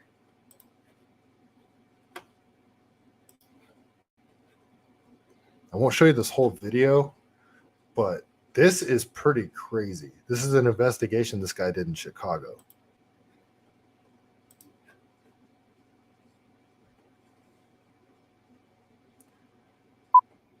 So here, before it plays. How about that? Okay. So his tweet says, here's the full investigation video of my visit to downtown Chicago's luxury migrant hotel where I was turned away from being able to enter. Only the migrants were allowed into the $239 a night hotel off Michigan Avenue, and the manager of the hotel were very angry at me for asking them questions about what they were doing. Okay, so this is his video. Well, this is interesting. Well, why not? Because it's private. No, this is a hotel. It's closed. It's closed? No, I just saw some people go inside. You cannot come in. Well, why can't I come in? It's closed for you. Why is it closed? So you hear that? It's closed for you. Like, is this literally somebody that came across the border illegally, something that's supposed to be closed, that is a non-U.S. citizen, telling a U.S. citizen that a business is closed to them? I mean, that's just sort of shocking to me. For me. Oof. Well, this is the city of Chicago, greatest city in the history of the world, is what I was raised to believe. We're right off Michigan Avenue. It's May Day, interestingly enough, May 1st. Reporter WilliamJKelly.com. And we are at a hotel called the Inn of Chicago. Famous hotel. John Jr. stayed here once. It's a very cool guy. And now it appears as though we have people. Hey, how you guys doing? Welcome. Where are you guys from? Where are you from? Venezuela. Venezuela. And what are you doing here? Why is it closed for me, though? I don't understand. This is a private area, so therefore it's private. You're not a resident here. It's a last Who are the residents? I thought this was a hotel. Now what? Now I don't understand the designation. Could you please explain it to me? What is the designation? So it shows them like letting in like Uber Eats and like food delivery people. It shows like they could all come in.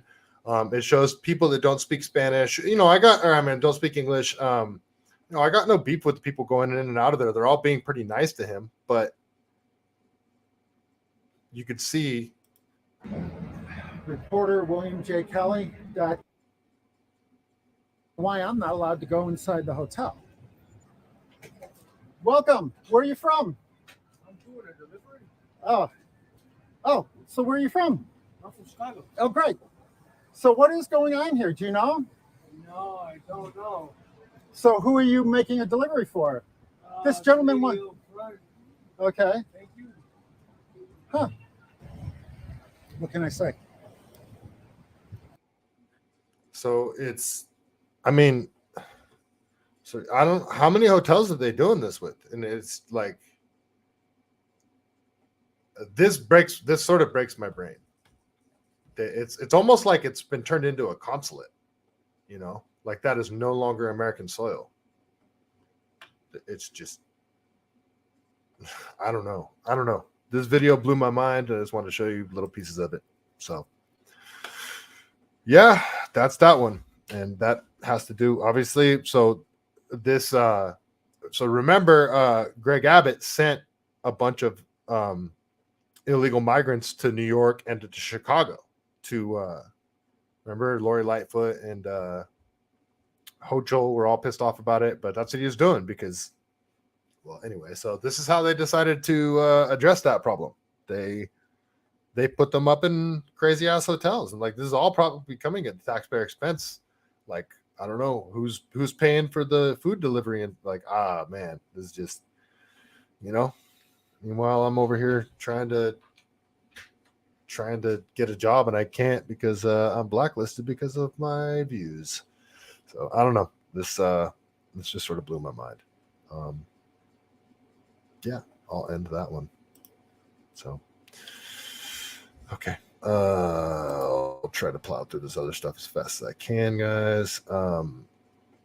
Yeah, but we gotta head over to Ireland. I gotta show you guys Ireland. This is insane. There's some craziness coming out of Ireland.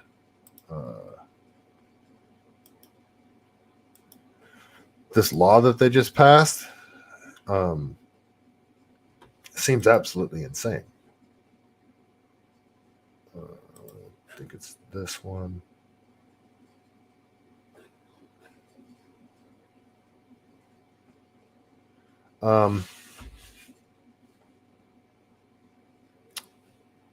Shit, that's not what I wanted to show you. Yeah, I'm going to show you something else before I show you that one. Still Ireland. I want to just read you this law they passed really quick because it's insane. There it is, right here. Okay. Okay.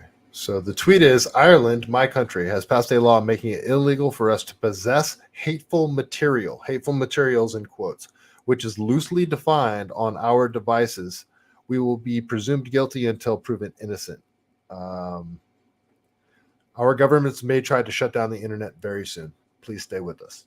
And then this is, so offense of preparing or possessing material likely to incite violence or hatred against persons on account of their protected characteristics. Subject to subsections 2 and 3, a person shall be guilty of an offense under the section if the person, and this is highlighted, prepares or possesses material that is likely to incite violence or hatred against a person or a group of persons on account of their protected characteristics or any of those characteristics. That's so loosely defined.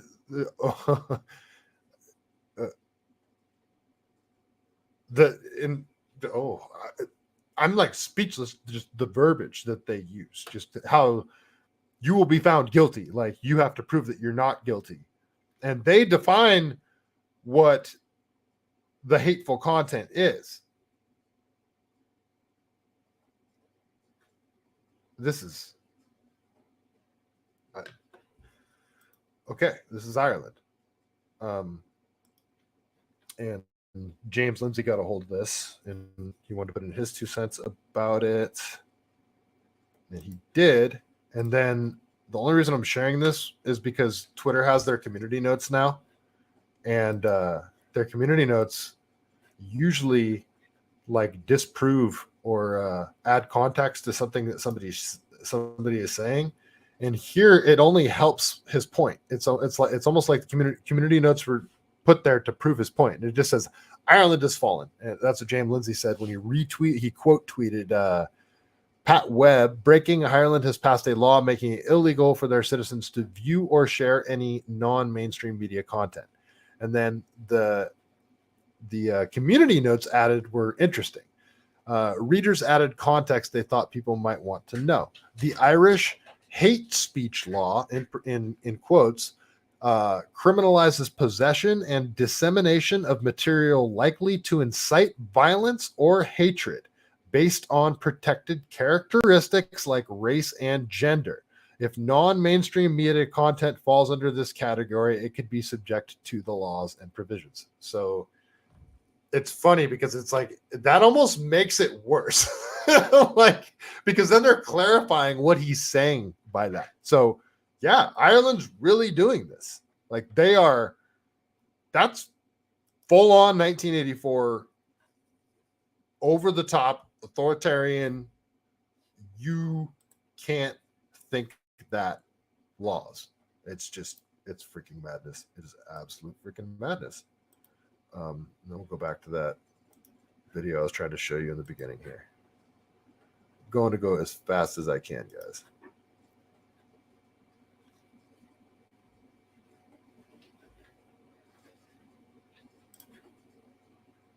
And prosecute speech that they deemed to.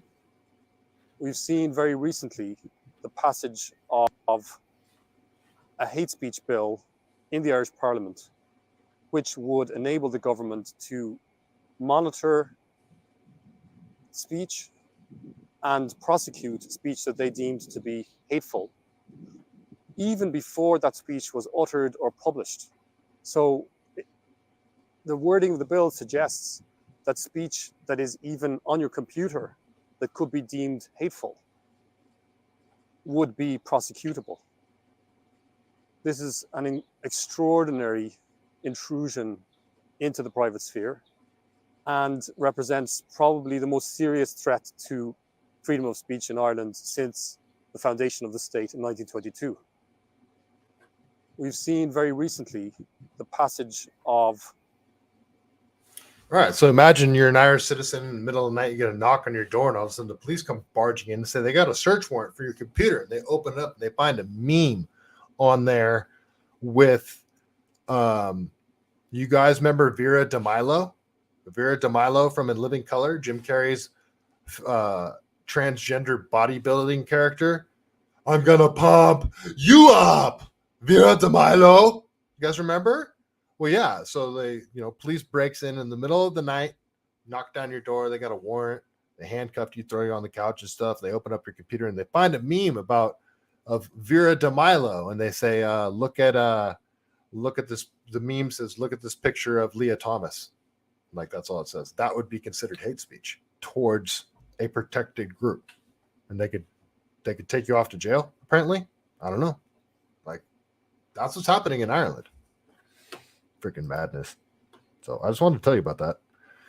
But that's not the only madness that's happening in Ireland. There's lots of crazy videos coming out of Ireland because they also have a big immigration. It's not illegal. It's a migration problem. And they're having some serious cultural clashes over there. Some major cultural clashes. And yes, Ireland has culture, believe it or not. And they are having some serious issues. And I'm going to show you.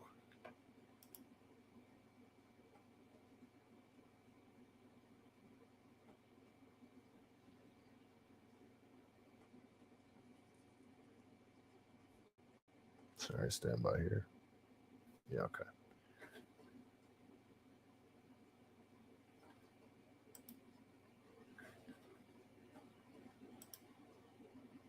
Yeah, this one.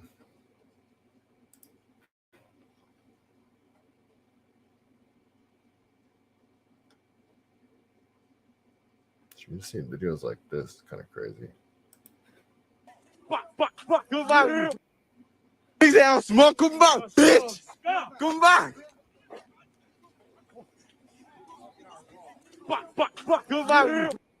He's out, smoke. So these dudes just like wandering around a random neighborhood with machetes in a big ass mob. All right.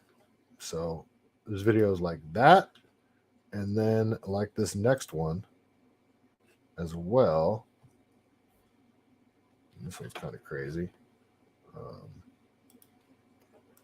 There's one video that I was going to show you guys, but it's just too violent that I don't even want to show it.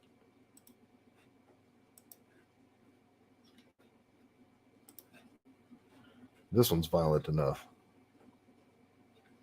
Oh, yeah. Trigger warning. A little bit of violence.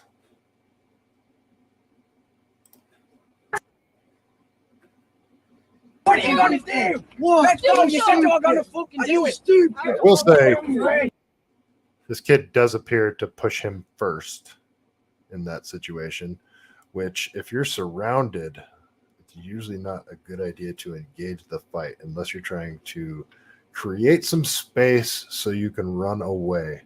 But it does appear he... What are you gonna do? What? Let's go. You said you were gonna fucking do it. Stupid. Over East, I'ma burn through that tunnel. Legs, Lennox, that's his bundle. Try to push it on G, but I dust you. Like when I where the fuck you gon' run to? Come to her crib, I won't deal in my duffel. Naughty, Dotty, that's a couple. KT ran from proof when I hustle. I bet on the stone, my pool not a shovel. Like, bro made a money like puddle. You started betting with Tony the huddle. Somebody call him, I can get in trouble.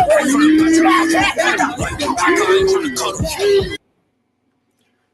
So, I mean, right off the bat, any boxers or any of you guys that trained at all, you could tell right off the bat this kid's like a tough kid, and he's at least got a little bit of boxing experience, because he should have. It seems like he ran his mouth and got caught, and now they're jumping him. But you see, just by the way he covers up, you could tell that, he ain't no slouch. But you can't fight off.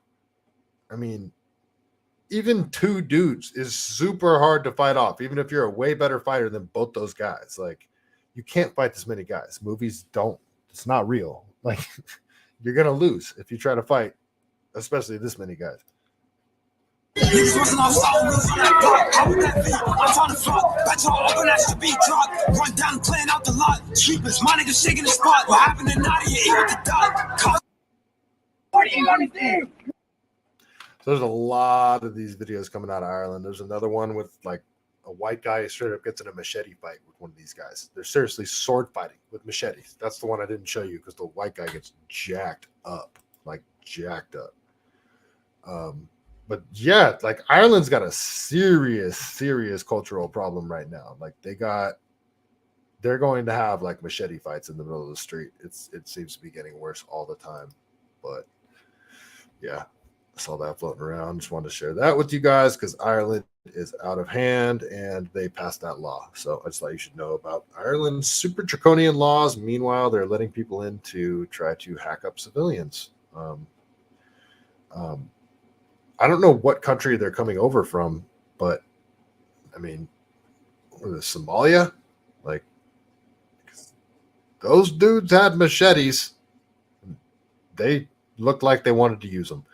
All right, let's hop over to, yeah, we got to talk about the Russia-Ukraine war a little bit. We definitely do. All right, try to get through this as fast as possible, folks, but there has been some updates, some new activity. Let's see this one. This is just a Zero Hedge article. So Kirby came out and did a little press conference. Probably said a bunch of lies, but on Monday, in a Monday press briefing, National Security Councilman John Kirby issued a surprisingly high estimate of Russian casualties, which he said took place since the December fighting in the contested Donetsk and Bakhmut regions. He said Russian forces have suffered over 100,000 total casualties, including about 20,000 soldiers killed in combat and another 80,000 wounded. Everybody's saying that's bullshit. But this came out like same day. Basically, that it was like Russia's about to take Bakhmut, saying it's like completely under Russia control. There's a bunch of crazy fighting videos coming out of Bakhmut.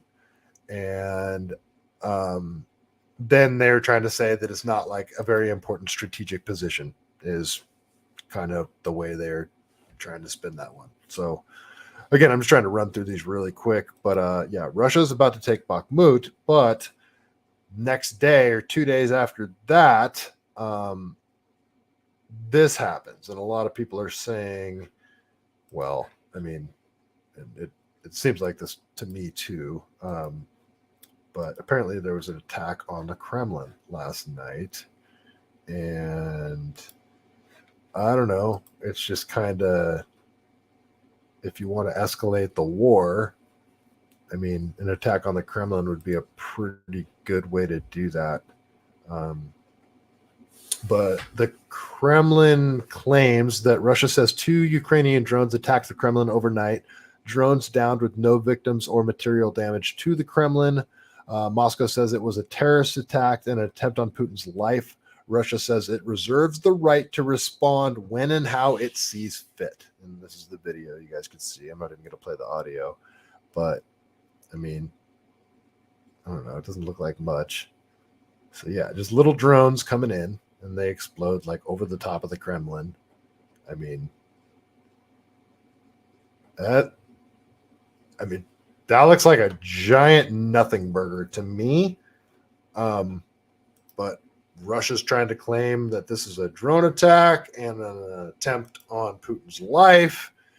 And immediately everybody's calling false flag, saying, okay, BS, whatever. I don't believe it. And Zelensky was like sort of surprisingly quiet about it all day. And then he comes out and says this like shortly ago, like shortly? Yeah, that's a word. Not too long ago, he came out and had this to say.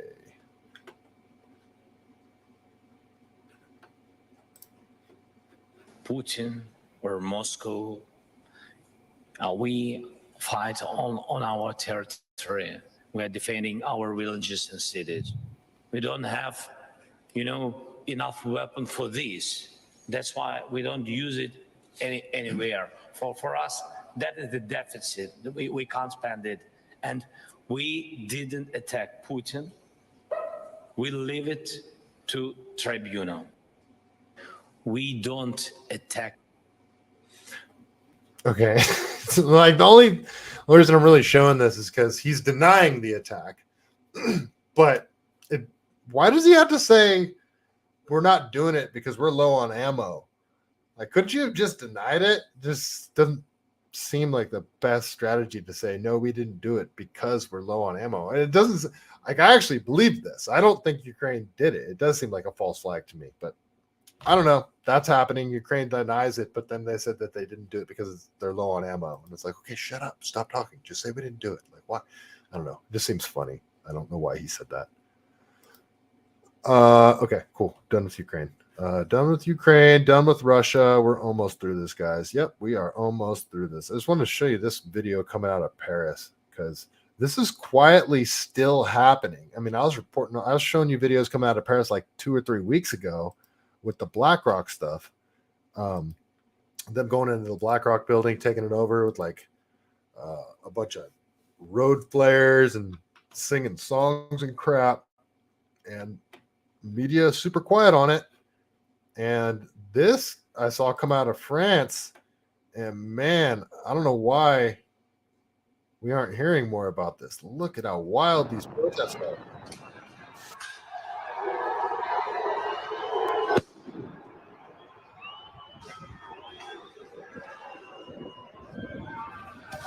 Look at this. Look how many people there are.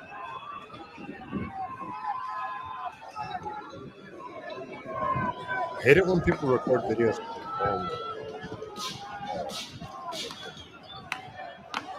Cops are so outnumbered.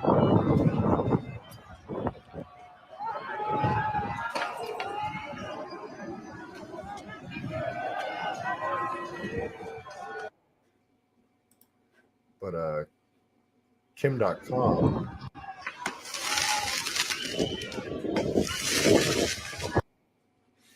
I don't know if you guys know Kim.com. He doesn't even live here, but he's always on Twitter Spaces and stuff, and he's an interesting fellow. But says his tweet of this video is, today this is Paris, soon this is Berlin, London, Toronto, Sydney, and Washington, D.C. You have the power. You just have to show up and send the corrupt elites packing.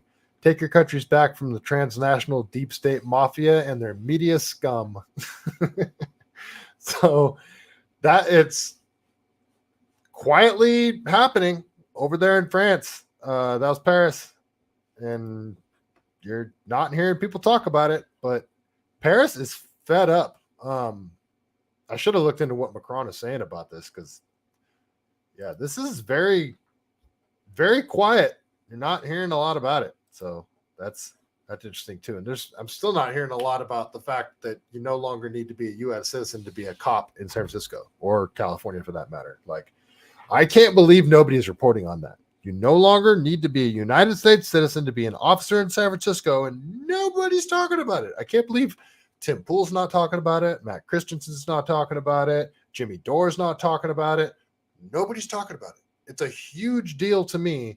Maybe I'm stupid. Maybe it's not as big of a deal as I think it is, but that just seems like a huge freaking deal to me.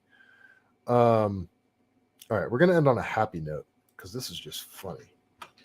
This is just funny. Yeah, I gotta end it pretty quick here, guys, because my I don't want to go past 2.5 hours, and I gotta let my dogs in. So, and I still got to do something funny. So let's end on a funny one. Let's go.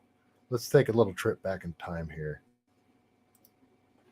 Let's go back to old Anderson Cooper, the old CNN CIA agent. So this is funny. So this is Trump's rape accuser from back in 2019. And just listen to what she had to say back then. It's pretty funny. And I think of all the women who are enduring constant sexual violence. So this one instant, this one, 3 minutes in this little dressing room, I just say it's a fight. That way I'm not the victim, right? I'm not the victim. You don't feel like a victim. I was not thrown on the ground and ravished, which the word rape carries so many sexual connotations. This was not sexual. It hurt. It just, Well, I think most people think of rape as it is a violent assault. It is not. I think most people think of rape as being sexy. Let's take a short break. Think of the fantasies. We're just going to take a quick break. If you can stick around, we'll talk more on the other side. You're fascinating to talk to. You see how uncomfortable he was? So that is your Trump rape accuser right there. Just so you guys know. Have you guys ever heard of Tara Reid? No? Haven't heard of Tara Reid? That's weird. Heard of her. Yeah, so I thought that was really quite funny. Let's take a short break. Anderson Cooper, what a turd. Yeah, so just wanted to end on kind of a giggly funny time. Yeah, I just thought that was sort of hilarious because she seems like a nutball. All right, folks, I am super glad you tuned in. And if you made it all the way to the end of the show, I'm so glad. But if you're still here with me, you guys, hallucinate, if you guys can give the thumbs up, I'd really appreciate it. It would be awesome. Shelly, thanks for watching. It's so awesome. But you guys know how we roll. Got to end on a high note. We got to end with a joke. From the best book ever written, you know it, The Truth About Chuck Norris. We're going to go to a random joke. I'm going to scan it to make sure it's decent because they're not all great, but I do want to tell you a joke from the greatest book ever written. All right, so what do we got? What do we got here? Okay, I don't know if this is going to be a good one. Chuck Norris once entered a crossword puzzle contest. He won, and the word slent was added to all dictionaries as an acceptable synonym for smell. Slent. Okay. Thank you, folks, and stay CaliBased.